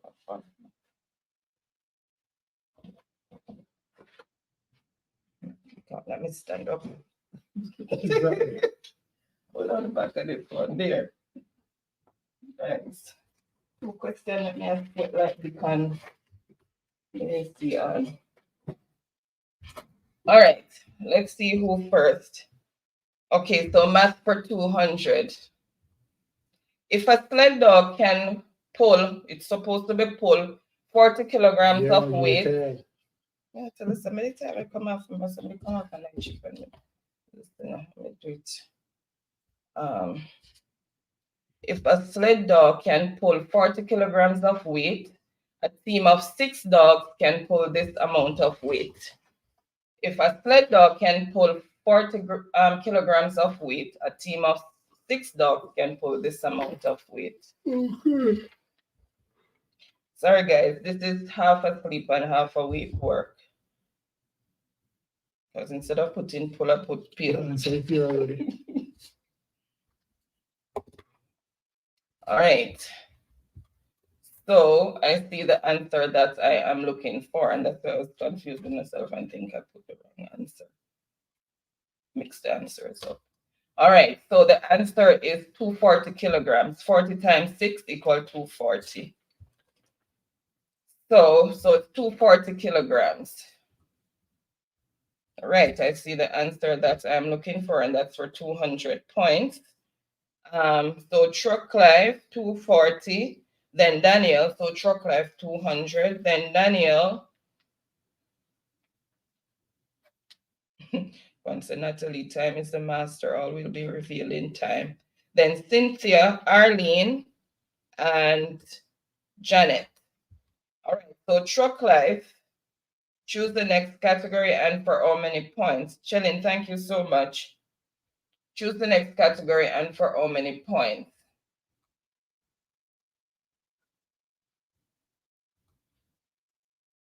Okay, it's finishing math. If a dog team's average running speed is 17 kilometers per hour, they would be expected to travel this amount of kilometers after 5 hours of running. If a dog team's average running speed is 17 kilometers per hour, they would be expected to travel this amount of kilometers after 5 hours of running. Okay.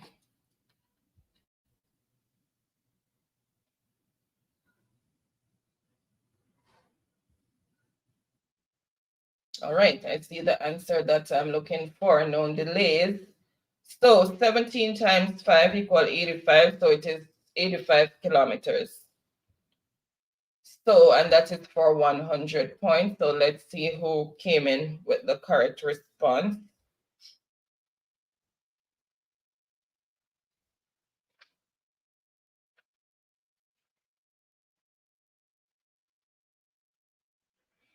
All right, so first on the board with the correct response is Daniel, then Truck Life, then Energy, Arlene, Ganjamania, Cynthia, and that's how the answers came in. So 100 points to Truck Life. Well, on the top of the board. Truck Life, wait, 86. Hold on. I'm gonna see. Let me refresh this because I'm seeing something totally different here. So hold on, let me just look again. All right, so it started there. So then Daniel did that. Then he corrected it. Actually, it's Daniel. So it's Daniel. Yeah, 100 points for Daniel. It's Daniel, then Truck Life. He made a typo and then, yeah, and then the other orders. All right, so Daniel, choose the next category, and it's saying stormy weather for 200. All right, now I have my mojo back. All right, large, powerful storm that occurs over large bodies of water. What do you call a large, powerful storm that occurs over large bodies of water? And that's for 200 points.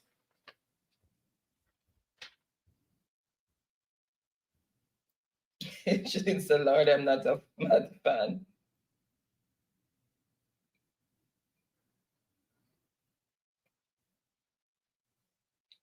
All right, I see the answer that I am looking for, so no delays. All right. What is a hurricane? So a hurricane is a large, powerful storm that occurs over a large body of water. And let's say that's for 200 points. Let's see who first came in with the correct response.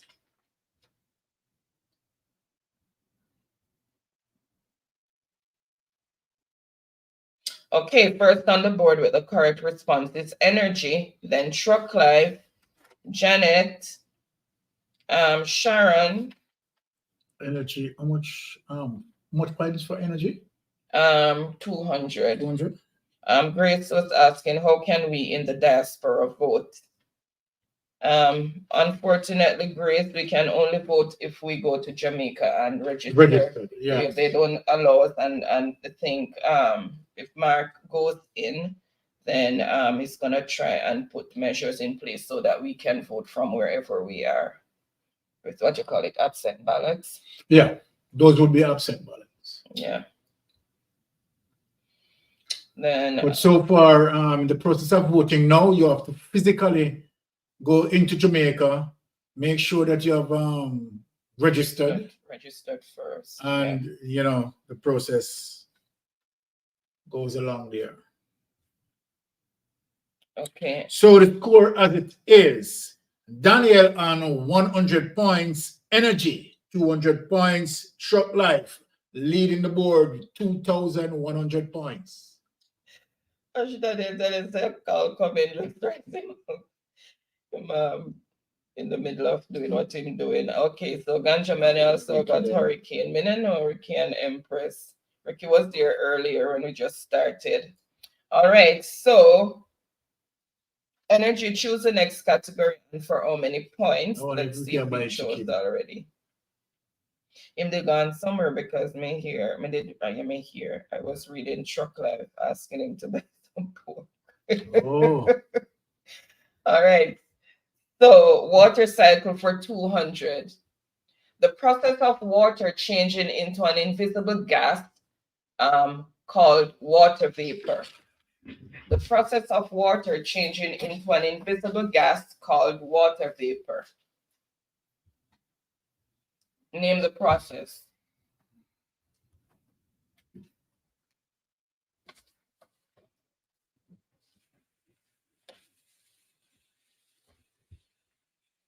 All right, let's see. I'm going to list them scholarly bad. All right, I see the answer that I am looking for. And it is, what is evaporation? And that is for 200 points. So what is evaporation for 200 points? So let's see who first came in with the correct response. Truck life for 200.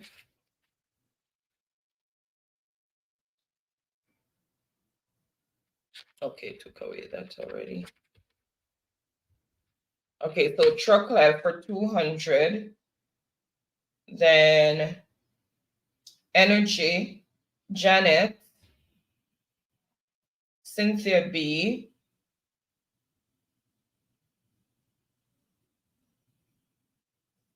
Oh, the 200 was for the water cycle. The 200 is for the water cycle. The other 200 that we did was for stormy weather.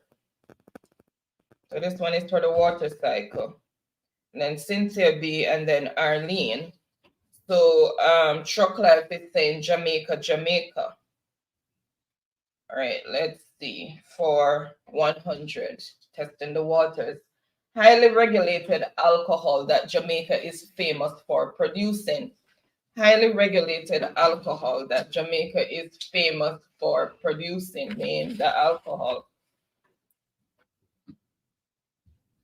Jamaica, Jamaica. You write on the other person's code? Yeah, it's Truck Life. I wrote it already. Okay. Jamaica, Jamaica.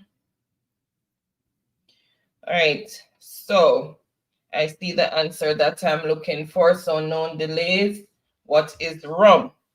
So it's a highly regulated alcohol that we are famous for.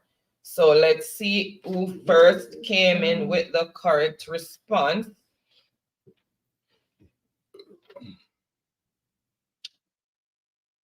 Oh, Truck Life. What is rum? Then also what is JB? Still rum. Then energy. So Truck Life 100. It's Truck Life, put rum and nephew. So Jerry and all them nephews. Then Freedom, Janet, Sharon, Arlene. Truck Life, I put out all of the name them. Cynthia and Ganja Man. All right, so it's in Jamaica, Jamaica for 200. Oops, I didn't release the board, sorry. So Jamaica, Jamaica for 200. The Jamaican spice blend used throughout North America. The Jamaican spice blend in terms of seasoning used throughout North America. So the Jamaican spice blend used throughout North America. Which of our seasonings does the North Americans love to use?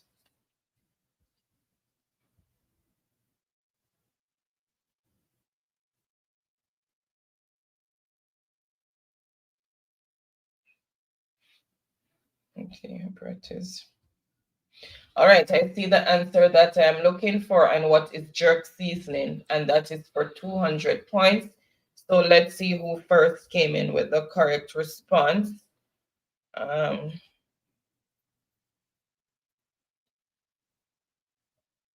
Pure energy. First Pure on the board. energy is Yeah, on the that's board. 200. It's on the board already. Energy. Okay, another 200. 200, yeah. Then Freedom, Truck Life, Janet, Danielle, Cynthia B, Sharon. Okay, no. Oh, your call is lagging.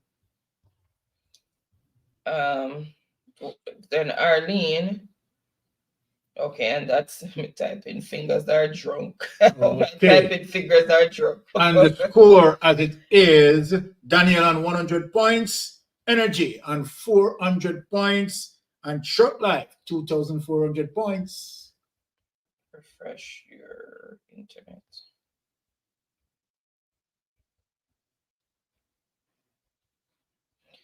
Okay, all right. So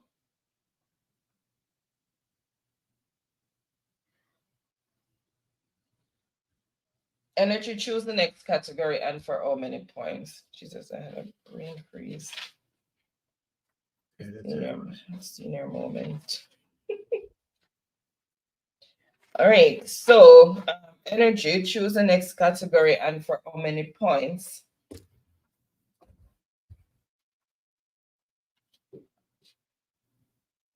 Yeah, that's what I'm wondering.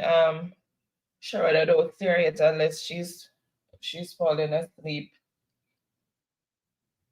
Or maybe in the country. Oh, she's saying the board is blurry.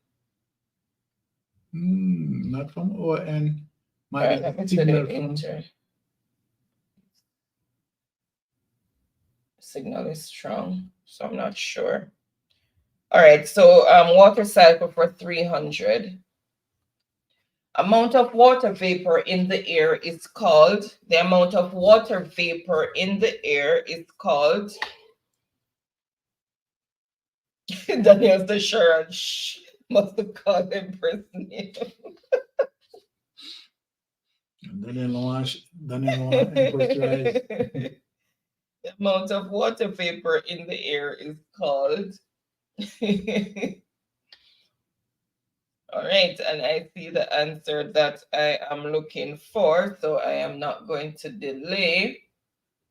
What is humidity or absolute humidity? And that is for 300 points. So let's see who first got that. Came in with the correct response. Let me just refresh. Okay, energy. So 300 points for energy. Then Arlene. Oh, Janet is saying it's okay now. Okay. Okay. All right, energy, choose the next category and for how many points? Score as it is. Daniel on 100 points. Energy 700 points. Short life 2,400 points. Daniel, you stuck at 100. Come like you was a putin and just throw you upon the board. He's on the board. That is what matters. He's on the board. Okay, Janet is saying humidity. Remember, guys, you have to put what is in front of your answer because you're answering it in the form of a question. All right, so choose the next category, energy, and for how many points? All right, water cycle for 400. The process of water vapor turning into water droplets. The process of water vapor turning into water droplets.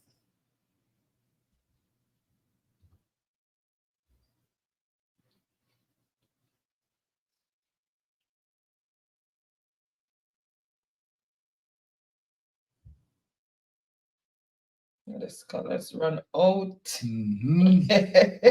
All right, I see the answer that I am looking for. Known delays. What is condensation? And that is for 400 points. So let's see who first came in with the correct response.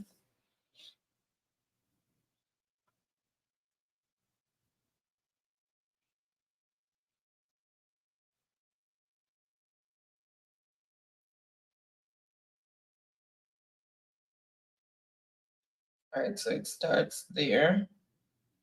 So first on the board with the correct response is, oh, sorry, I'm at the wrong one. Going down some more. Yeah. So freedom. So freedom is 400 points. Freedom is on the board. Freedom. Freedom. 400 points for freedom. Yes. Then energy. All Truck right. life. Cynthia. Danielle. Arlene. Sharon. Yep. That's the order in which the answers came in. And so the score, Daniel on 100 points. Freedom 400 points. Energy 700 points. Short life 2,400 points. And he's saying water cycle for 500. Water that is found underground is called, water that is found underground is called,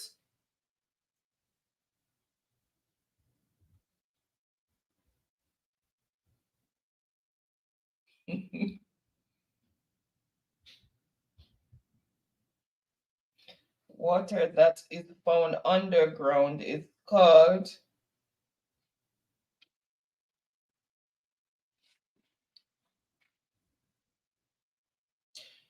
and there's a collective name for it. I need the collective name. Because all of these would fall, the names that you're giving will fall underneath that collective name. Remember, it's underground. Not seeing the answer yet. Let me go back up in case I missed it. Nope, not seeing the answer yet. There we go. Now I see the answer. That's why I said the collective name. Yes, you have spring coming from underground. You have water table and all of that. You have a well, but there's a collective name for all of them. And I see the answer now, and it is what is groundwater. So all of those come under groundwater. So that's it, 500 points. So let's see who first came in with the correct response.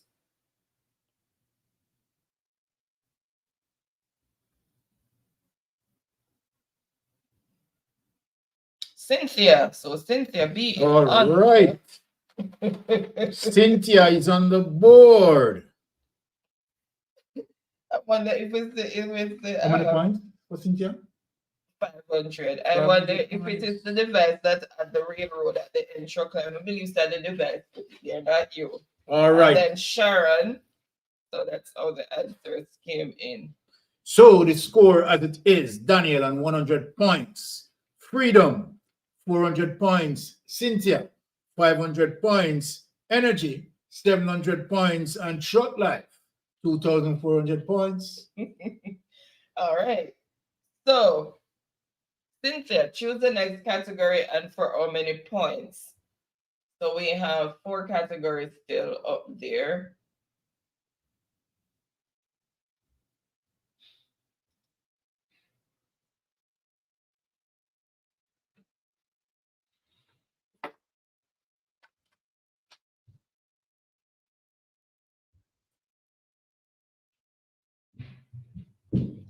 Knocking down in the kitchen.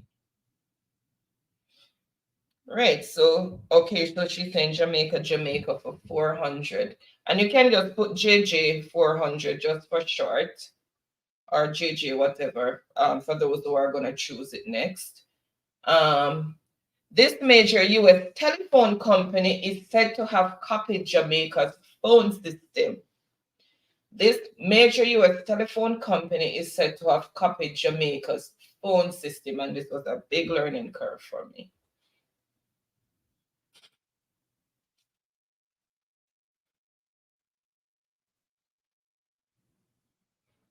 Yeah, so the Google search for them.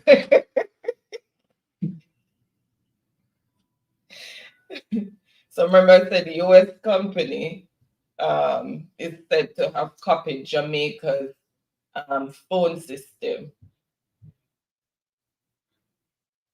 So I'm gonna go through it. Everyone, I know, I hope one of them stick. Oh, Janet says our internet is lagging. You can log off and then log back on again, Janet, and see what happens. All right, I see the answer that I am looking for. One finalist stuck. And it is drum roll. What is AT&T? September 1, 2023, this was written. AT&T copied Jamaica's telephone system because it was so well developed. In 1994, Jamaica became the first Caribbean nation to launch its own website. Right, and that is for 400 points. Who is the lucky winner for that? All right, let's see who first came in with the correct response. Freedom. All right. Freedom. Freedom matching up. Much point to that? 400. Whoa. Freedom, I hit the board. Then Truck Life, Cynthia, Janet, Sharon.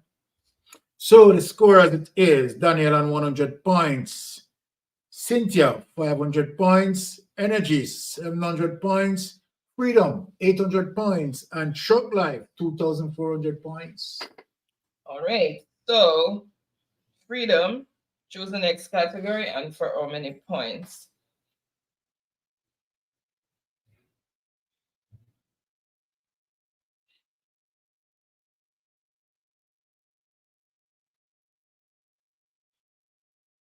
Okay. Water cycle for 100. Nature's way of recycling water. Everybody run out, skip out, roll out, jump out, but don't creep because you might not come in first with the correct answer. So everybody run out, skip out, roll out. Nature's way of recycling water. What's the collective name?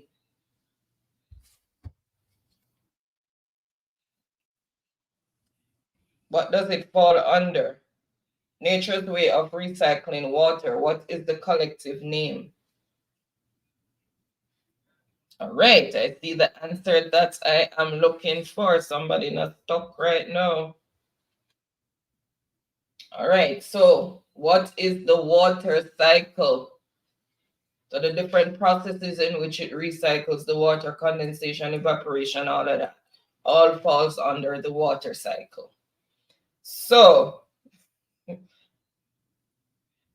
welcome, Bob. Happy Friday. Carla, welcome. Happy Friday. Thank you so much for joining. All right, so that's for 100 points. So let's see who first came in with the correct response. Okay, I'm sending you some more stuff. All right, so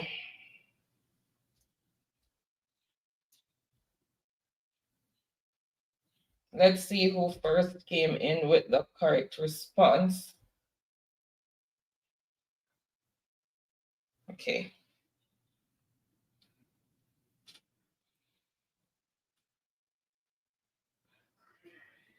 Right, so first on the board with the correct response is Daniel. How many points, sir? 100. All right, so Daniel, choose the next category and for how many points?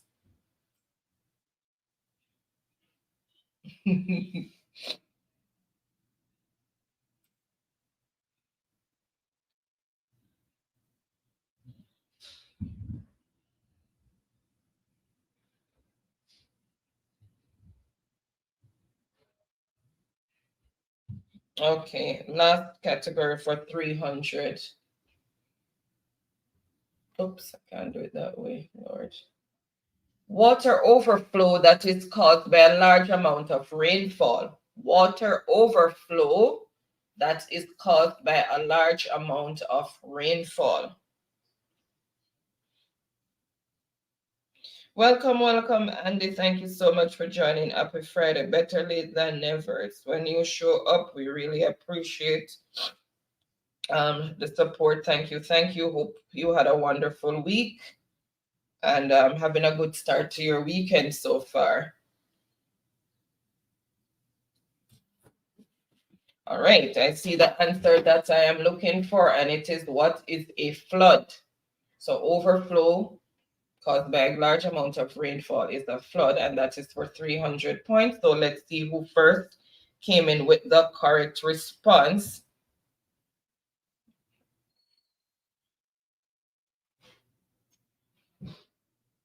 Oh, Daniel's saying it's blurry. I hope it's not, because we're seeing it clear. Hope it's not from our, oh, yeah, the internet. It's unstable.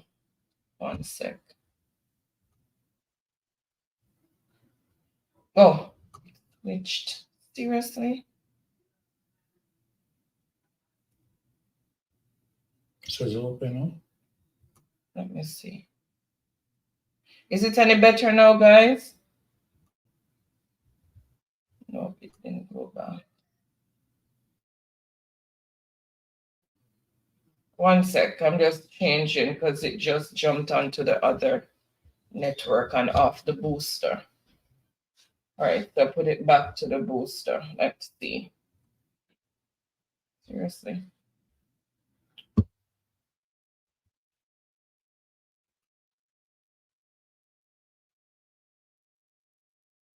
Okay, signal is a bit stronger. There we go.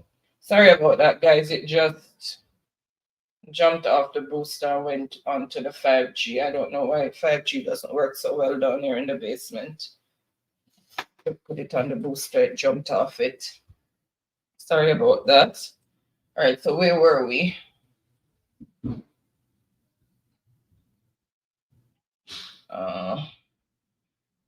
We did flood already, right? I was going to reveal who came in first. All right, so let me just reveal who came in first. Make sure it doesn't flip again. Okay.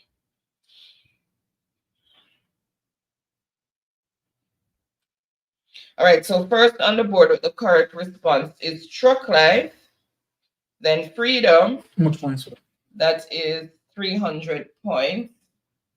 Then Freedom, Daniel, Energy, Arlene, Editing, Ganjamania, Editing. Remember, you have to put what is, you answer in the form of a question.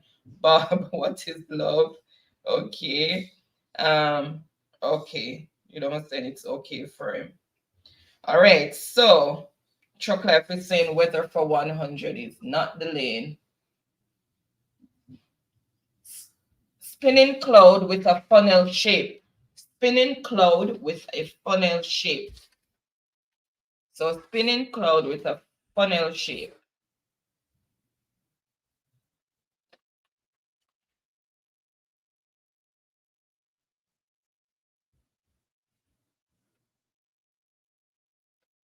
All right, everybody run out. All right, I see the answers that I am looking for, and what is a tornado, and that is for 100 points. So let's see who first came in with the correct response.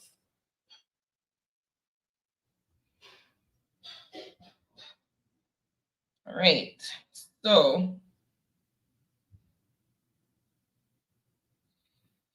Truck Life, then Daniel, so Truck Life 100, Daniel, Cynthia, Janet,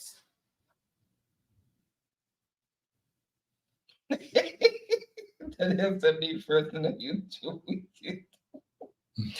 Welcome, Juba. Happy Friday. Thank you so much for joining. And then Sharon, Editing. Thank you so much for that thumbs up, Juba. Really appreciate it. All right, so that's the how the answers came in. Oh, Janet, you have to refresh, because once you answer the question, you're gonna see yourself being first, but then you have to refresh the chat, and then it shows you the order in which it actually comes in. Everybody who puts an answer in is gonna see themselves first. And that's why I said, you always hear me say, let me refresh the chat so I can see the correct order in which the answers came in. All right, so Truck Life is saying weather for 400. Another name for a hurricane. Another name for a hurricane. So give me another name for a hurricane. All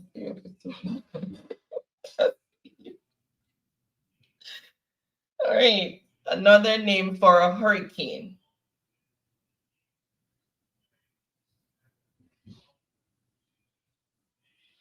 There are many names out there, so the first one that I see that is within my list, then I will take the first one.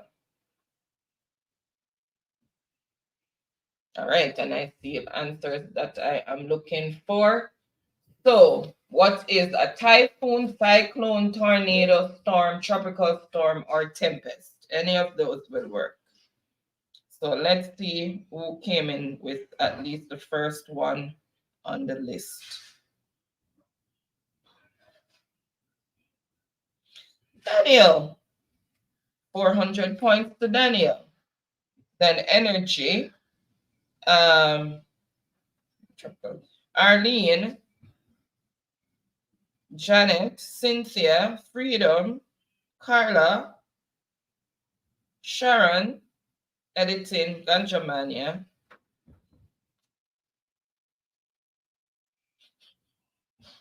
Bob. Seriously, Bob. So Daniel is saying weather for 500. Sorry, I didn't release the board. All right, so 500.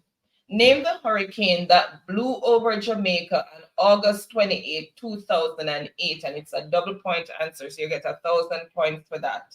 Name the hurricane that blew over Jamaica on August 28, 2008. So which hurricane was that?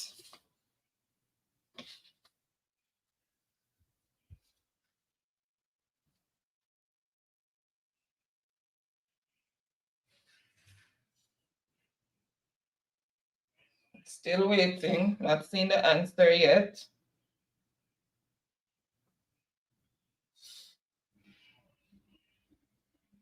All right, now I see the answer that I am looking for. But I showed all the hurricanes that them know on one stick. What is Gustav? And that is for 1,000 points. 1,000 points? Yes, it's double point. It's a double point answer. So 1,000 points. So let's see who first came in with the correct response, although I know who's getting it already. That's the only person who put it up there. All right, so it starts there. That and chocolate the bright spark. Daniel hot tonight. All right, so on the board is Sharon with 1,000 points. Savage, yay! Run up on the board. So 1,000 points for Sharon. All right, so Sharon, choose the next category. 1,000 points. We have two more categories left. One is still full. So the score as it is: Cynthia 500 points, Daniel 600 points, Energy 700 points, Freedom 800 points, and Sharon Savage 1,000 points. Truck Life 2,800 points. Yes, Freedom. Google it. Gustav was a hurricane that passed through Jamaica. So Sharon, choose the next category and for how many points? What Daniel said? Challenge today. Yes, Daniel, it's 0. Oh, she's not seeing the board clear. Let me just check this again, unless it's the device touch here. It's still on the right one and it's not showing that it's weak up there.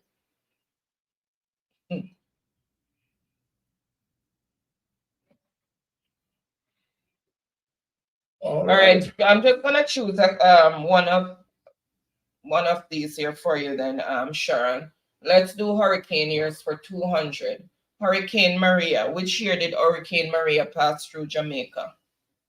So give me the year that Hurricane Maria passed over Jamaica. That's for 200.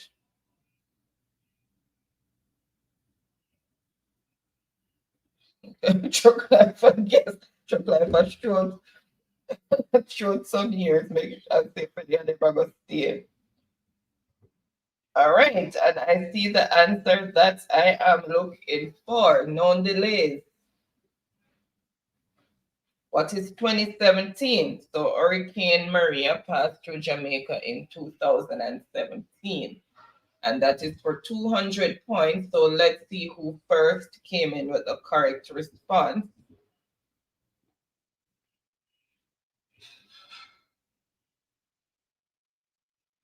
Daniel, 200 points. Then Freedom, Carla, Cynthia. Okay, and that's how the answers came in. So Daniel, choose the next category. And for how many points? Trouble is on the board. Those are hurricanes, weather systems, Bob, just passed over the island of Jamaica. Oh, Sharon said I forgot the year. Okay. They're saying hurricanes for 400. September 12, 1988, name the hurricane. September 12, 1988, name the hurricane. Everybody run out, skip out, roll out, jump up. You wake up. Nobody ever see us sleep. You mean sleep as well? Yes, sir. I didn't do that. I know it's head. All right, and I see the answer that I am looking for. So no delays. What is Gilbert? Why Gilbert? That is for 400 points. So let's see who first came in with the correct answer. Say, water come in my room. You sweep out some with a broom.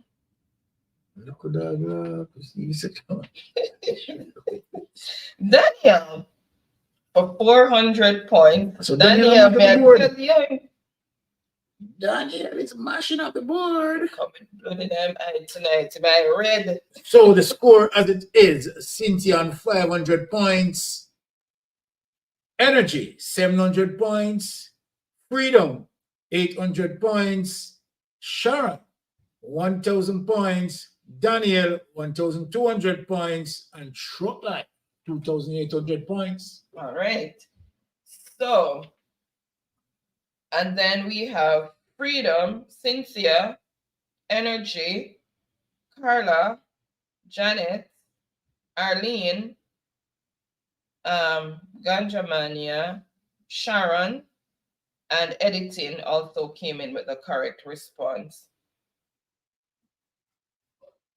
All right, so he is saying hurricane for 100. Hurricane Elsa. When did Hurricane Elsa pass over Jamaica? When did Hurricane Elsa pass over Jamaica?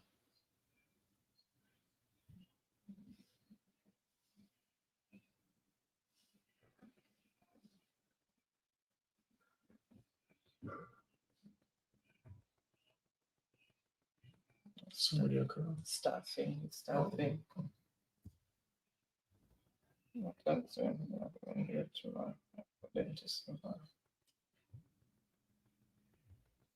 All right. I see the answer that I am looking for. Boy, some people have short-term memory bad. 2021, 2 years ago. Everybody should have know what it is. All right, so that is for 100 points. So let's see who first came in with the correct response. Freedom. Again? Freedom. Oh, okay. That's for 100 points. Daniel. So Freedom. All right, and that's how the answers came in. And he's saying hurricane years for 500. Score as it is, Cynthia on 500 points. Energy, 700 points. Freedom, 900 points. Sharon, 1,000 points. Daniel, 1,200. And Truck Live, 2,800. All right, hold on. One sec there, guys, before I reveal that, because Daniel is disputing the answer. He says it's 2020. All right. One sec. Let's consult Mr. Google.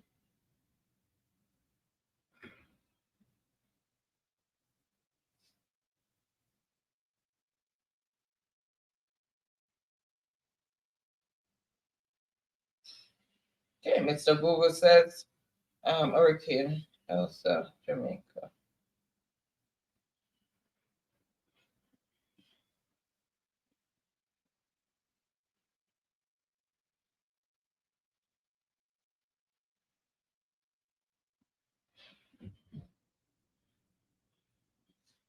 Okay, so Hurricane Elsa passed over Jamaica in 2021.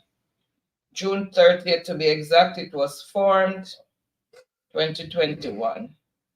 Okay, move on. All right. So All right, let's reveal hurricane years. 500, 2005 hurricane. Name that hurricane.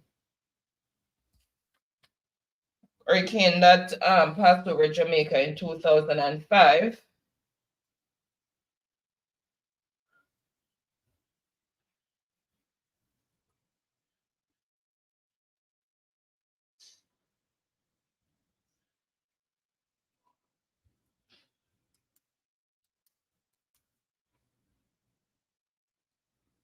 Remember, you have to put what is before the answer. All right.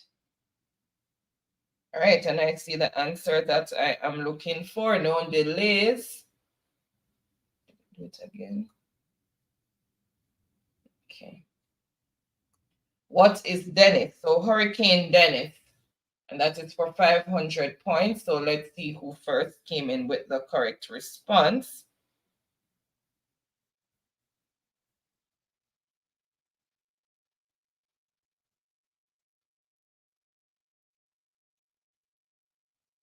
Cynthia.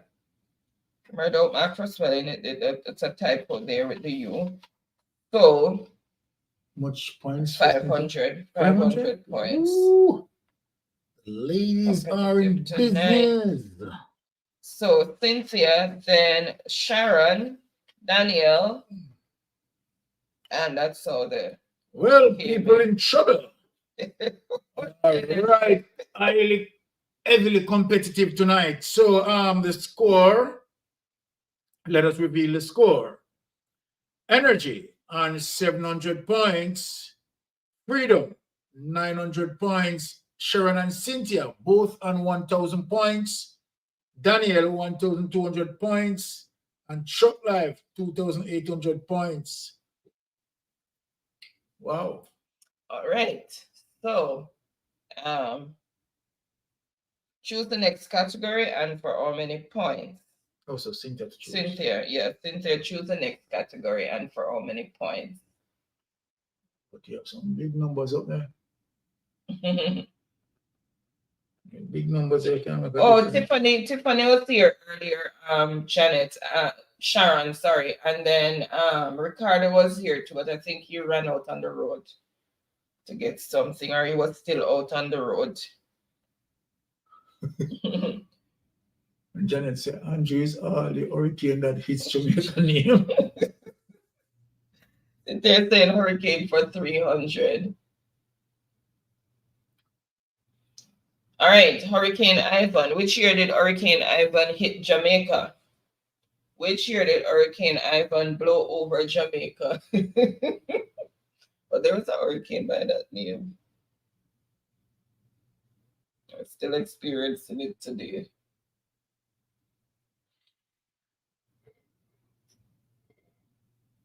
All right, I see the answer that I am looking for. It is, what is 2004? 2004 is when Hurricane Ivan hit Jamaica. Internet becoming unstable.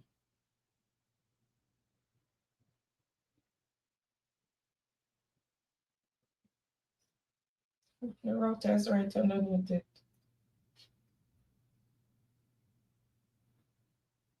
All right, so 2004. So let's see who first came in with the correct response.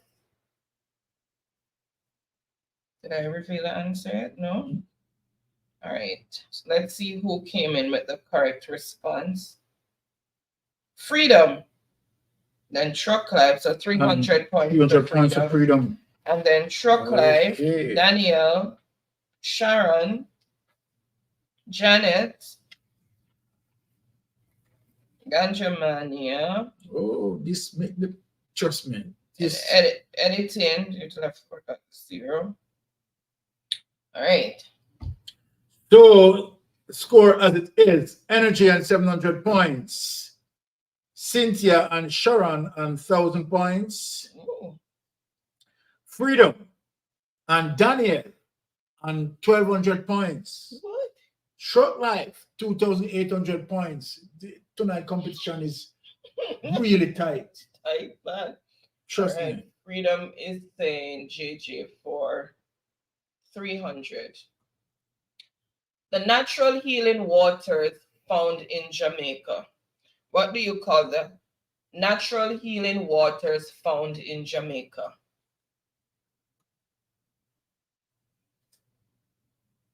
The natural healing waters found in Jamaica.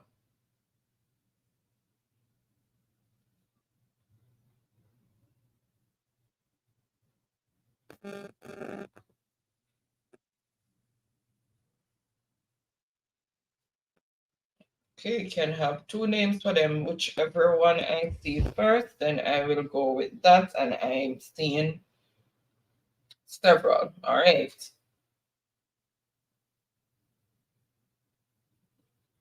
So I see the answer that I am looking for, and it is what is hot springs or mineral bath. Now, if you have mineral only, healing waters found in Jamaica mineral. All right, so let's see who first came in with the correct response.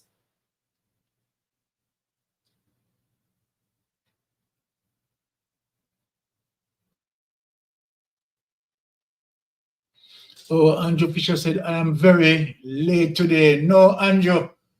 Anytime you pass through, man, it's good. Welcome, Welcome, Andrew. Bless up yourself, my boss. Anytime you pass through, my brother, it's good. Happy Friday. Thank you so much for joining in.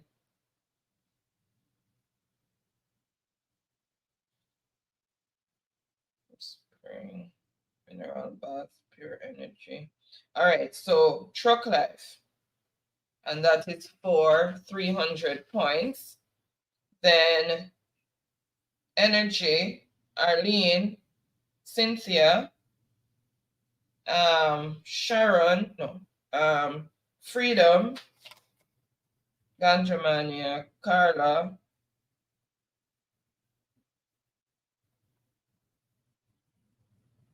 okay, and that's how the answers came in. All right, so there's only one left on the board, so I am just going to reveal that. And hold up first. All right, so Jamaica was the first British colonial territory to open this common government service, and it's a double score answer. So another thing for Jamaicans to be proud of again. Jamaica was the first British colonial territory to open this common government service, and remember, AT&T adopted our telephone system, right? And that's a double score answer. So 500 points will be added to your score, and then the overall score is going to be doubled.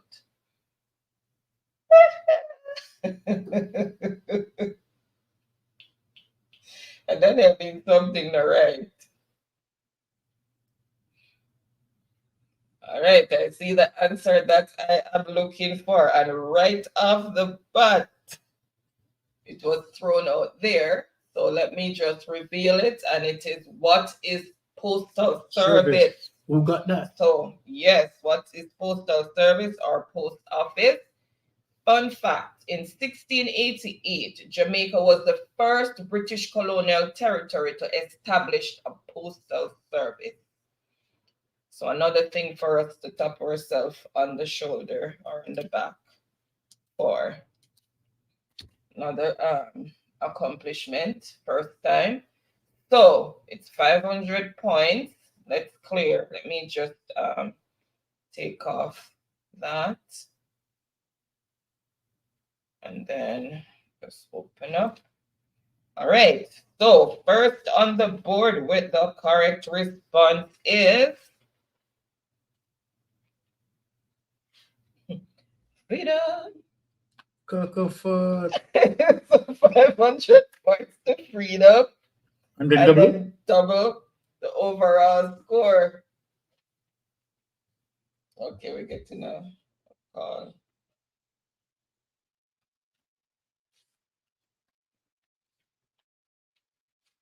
So you know who's the winner for tonight? Hello, good night.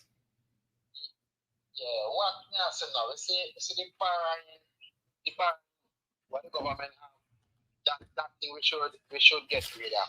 We should save every 10 or 15 years for a major project. We should save every 10 and we should pass that in law. I mean, say, whether JLP or PNP win, we start borrow money to do a project. We save to do a project. We have to think about how we can reevaluate the Jamaican dollar. Because the way forward, we have to think about the generation that come 100 years after we left this earth. So we have to try to revalue back the Jamaican dollar. And to do that now, first we have to stop the borrowing. And second thing, we have to put everybody in a production to produce. You see, we never look at thing where government should do.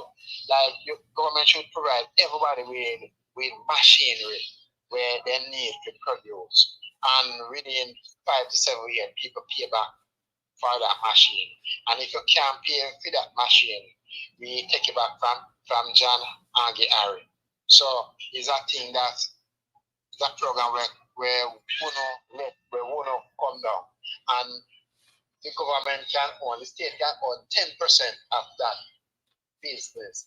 So till you pay your loan. Now when you pay off your loan, you can get the access to buy back that 10% from the government. And at the end of the day, everybody can pay a commission and tax. Because $2,000 a month in commission and tax. I think that is the way we should go. Thank you. Your wonderful point. So you are talking about fiscal discipline as it relates to less borrowing and increased production. All right. So yeah, when we look at that,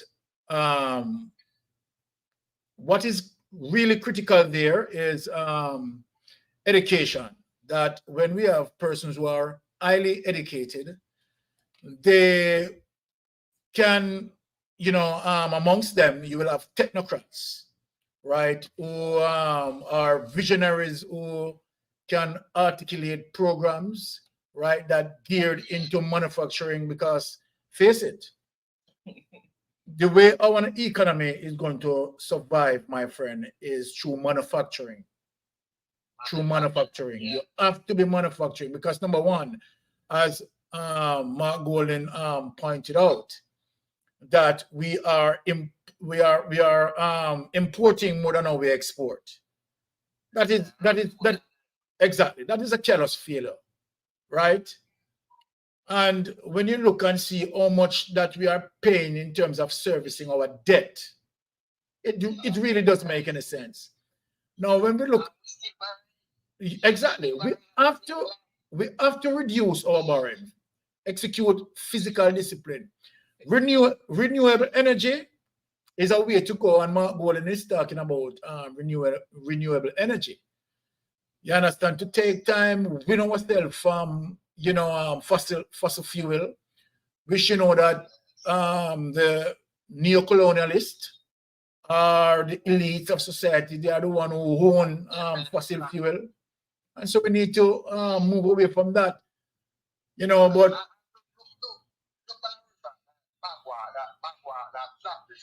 exactly. Yes.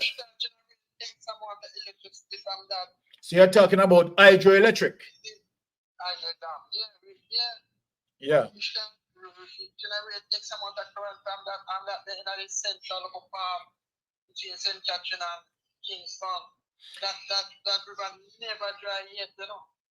All right, good point.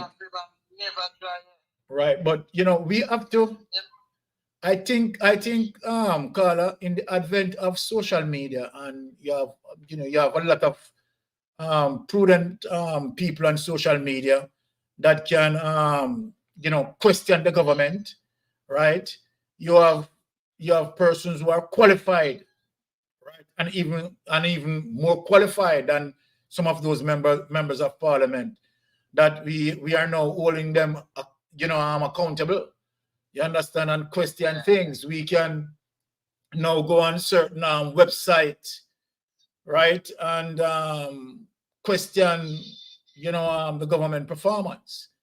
So I think check it out for the past 40 years, you know, and capitalism and rule Jamaica, and you don't say no way we can get me, you know.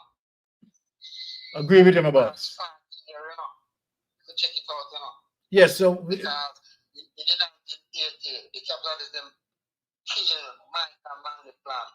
It is self-reliance. definitely my boss. So true, And the so true. capitalists take over. And it seems we in more and more debt, more and more every day. It has, for instance, even the 13,000, what them say, at the minimum wage. Instead of then give that 13,000 dollar. Then just try look how we are offering revalue the dollar. Then for instance, in what they when the gas was going on, and then they asked to drop off one of the tax from the gas. Yeah. The stage right now, the inflation, they way up there right now when that done, you know. You see, because right now that never done, and never more bus increase and taxes still want increase and all. You see?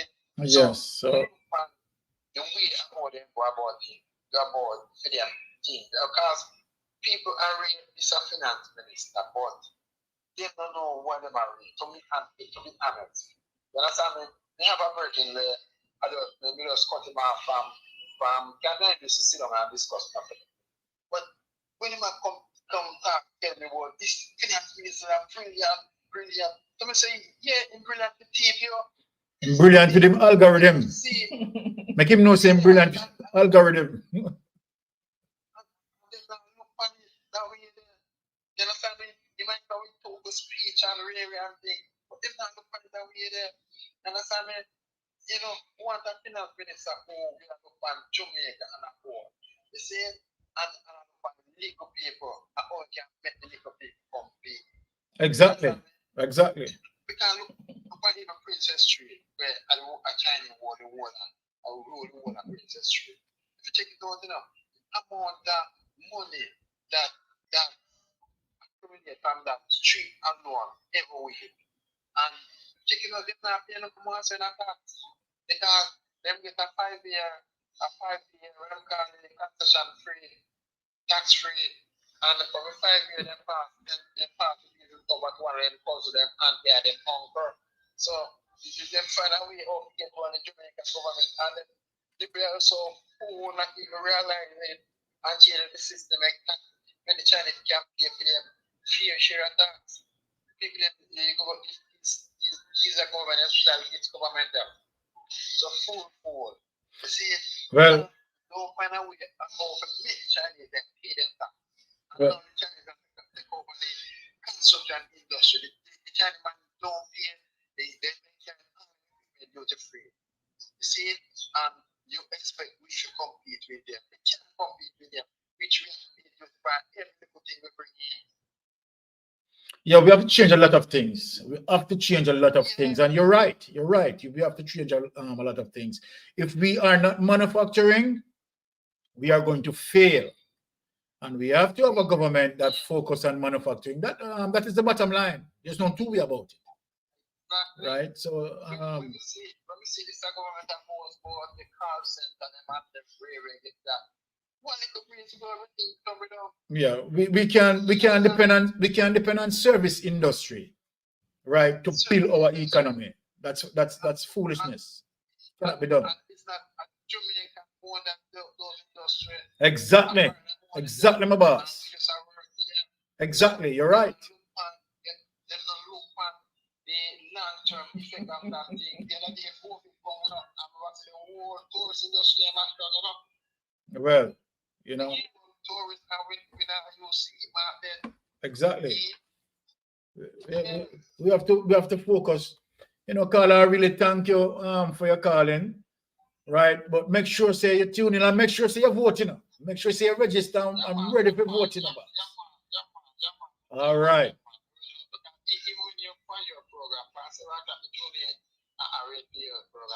Yes. All right. So I go ease up the one guy to come and a short host. All right. I need to go and answer something. So, yes, yeah. Okay, thank you, my Yes, boss. thank you. Yeah, I will. Have a wonderful weekend. Yeah, same to you. Same to you. Thank you. All right. Good point. Very good point. Okay, guys. All right. So, thank you so much to everyone who participated. To all who, You have to get on this phone and just put it on speaker. You understand? Just holding it. Not really. We'll get that. Okay. All right. So thank you to everyone who participated in Jeopardy. Congratulations to everyone who made the board. Truck Life said, Miss Ann, you did a wonderful job. Thank you. All right. Thank you so much, Truck Life, although the start was a bit rocky, which was not like me. I don't know. All right. Okay, someone is saying something here. Let me see. It doesn't come up here as yet. All right, so we're just going to announce the winners. So okay, yes, all right. So congratulations to all the winners. Everyone is a winner, but congratulations to those who made the top 5. And whoever number I don't have can contact me on IG with their number that they want the credit sent to and the service provider. Okay, so number 5 that make it on the board is Cynthia with 1,000 points. Sharon Equalize with 1,000 points also. And number 3, Daniel, 1,200 points. And second place, Freedom, 3,000. Oh, no, second place, Shop Life, 3,100 points. And congratulations, Freedom, for winning tonight's board at 3,400 points. Okay, so I just put my IG information in the chat. It's _mystic2. So it's Freedom. Oh, you put it myself. Because you had Truck Life up there, so I just write this Okay. you had it. So Okay. Freedom is the one who. So Freedom is the winner for tonight. Yeah, and then 1,000. Yeah. 1,000. Okay, thank you so much, editing. Really appreciate you joining into Jeopardy tonight. All right. All right. So again, congratulations to everyone who participated. I know it's a brain teaser. And Freedom, big up yourself. First time many moons ago. Okay. Okay, so Freedom says I'm donating my winnings. Please select some people. Okay. All right, so it's not donating. Who's not here tonight? Who's here from Jamaica? Who is here? We can. Chocolate is already on there. Okay, we can donate to Tiffany. Okay, Tiffany. All right, so Tiffany will get it. So Tiffany, and then maybe you can give also to Empress. Because it's 1,000 Tiffany and Empress. Yeah, just put it into. All right, so 6. Thank you so much for that donation, Tiffany. Freedom. Empress. So I will let them have the credit. Will donate to Tiffany and Empress. All right. Empress wasn't here Just tonight. donate And there. Sharon, you can let me know on IG if it's the same number that that I had before that you want the credit sent to, or if you have a new number and the provider, you can let me know on IG.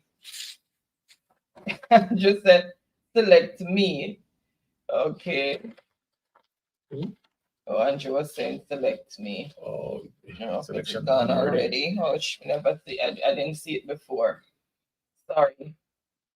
All right.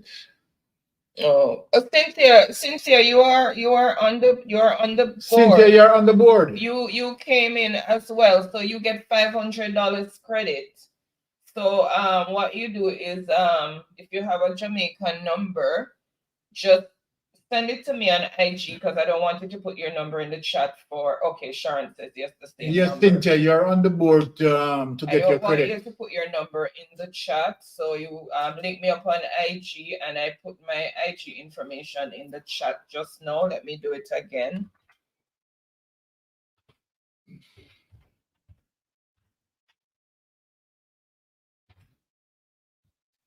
There it is. So you just link me up on IG, Cynthia, and let me know which number you want it sent to. You have to tell me the provider, whether it's digital. Oh, she says, oh, sweet, I will donate. I am in the US.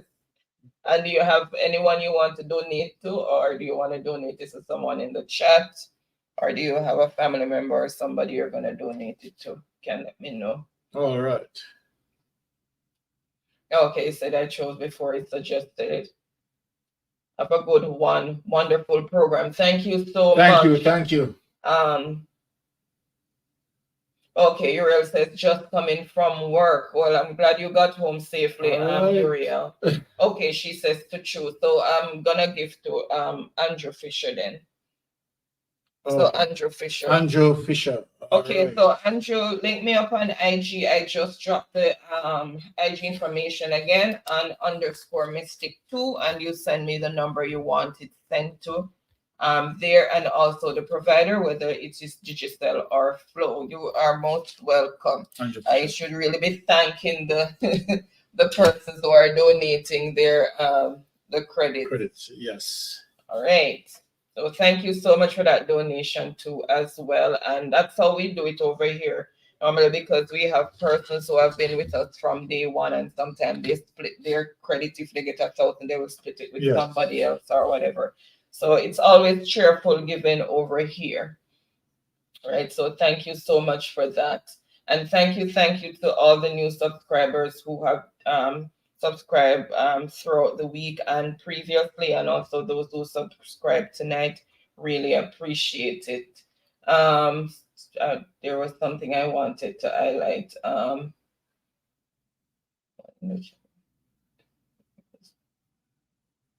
Okay, so Freedom was saying this. Okay, let me. Okay, Energy is saying, hey, Anne-Marie, not to worry. We had lots of fun, and the fun fact and history is always great. Thank you so much, Energy. Mystic, someone in the chat said they combine remittance with tourism on the GDP. You need to look into this because I think they are padding the tourist sector to look better for investors. Yes, that is something that I definitely need to look into. Right? Because I mean, you know, why can't things just run straight and people be honest and just stop trying to pull the wool over people's eyes? Because at the end of the day, it's not good for our economy. Most of the money that the tourism generating, that is what they're you understand, is not really benefiting the country. Right? Remittance, right, is what sustaining Jamaica economy. All right, so Andrew is saying you use my style of talking. So many times I have used the term with the advent of social media. Exactly. All right, guys, we are going to say good night because Baron has been up since 5:15 this morning and he has dozed a few times. Me never tell enough. Yeah, we never hear. Me never tell her they dose off a few times. I haven't heard anything. Is there any way to find out if they're counting scamming dollars as GDP too? I guess there's no way unless somebody who's directly at the table and know what's going on and want to pinch us and say, you know, or whisper in our ears. I don't think we will know that. Ganjamina said tourism is a scam. Well, basically, I can almost agree with Ganja Mania if you look at it. Because as much of the money that tourism itself generated, it is not circulating in the country, right? And they do it through the name of employment and so forth, just like with the backside. Similar thing with the backside. You understand? Because, you know, Nigel Clark talk about he's saving employment and our resources leaving the country, and we are not making a dollar, $0. That is madness. Madness.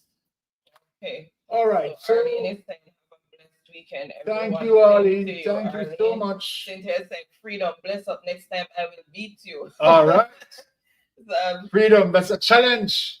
Daniel says, Cynthia, hope the fast typing people not here next week. And of course, we didn't hear anything. You were sleeping. Oh, you mean pure energy? I tell you. Okay, Andrew says, you are both two of the best hosts I have ever had the pleasure. Thank you so much, Andrew. I know both you will keep up the good work. Oh, Thank yes. you so much, Andrew. Oh, yes. We are Really defending appreciate our that Jamaican endorsement. people. We love our Jamaican people, and most of all, we love our country. And Freedom is saying, Cynthia, last time I played, I couldn't answer a single question. Right. All And right. yeah, we did well. Good, Yeah. very well tonight. Yeah. Because they had the Olympic fingers not giving anybody a chance. Boy, And the, well, and the me. alien Wi-Fi. Yes, of course, right. I mean, they all played well. Persons who don't make the board, right? I mean, It's still, just speed. It's yeah, not that yeah. it's just the speed because they have some people who are very, very very fast, very, very fast. As me a one joke typer. Or one joke typist. Okay, so we are original jokeists. One finger. All right. All right. So, guys, I am going to bid you all good night again. All right. I'm looking forward for next week, Friday. Same place, same time. All right. All right. So have a wonderful and restive weekend. For those of you who are working, I hope work will not be too hectic.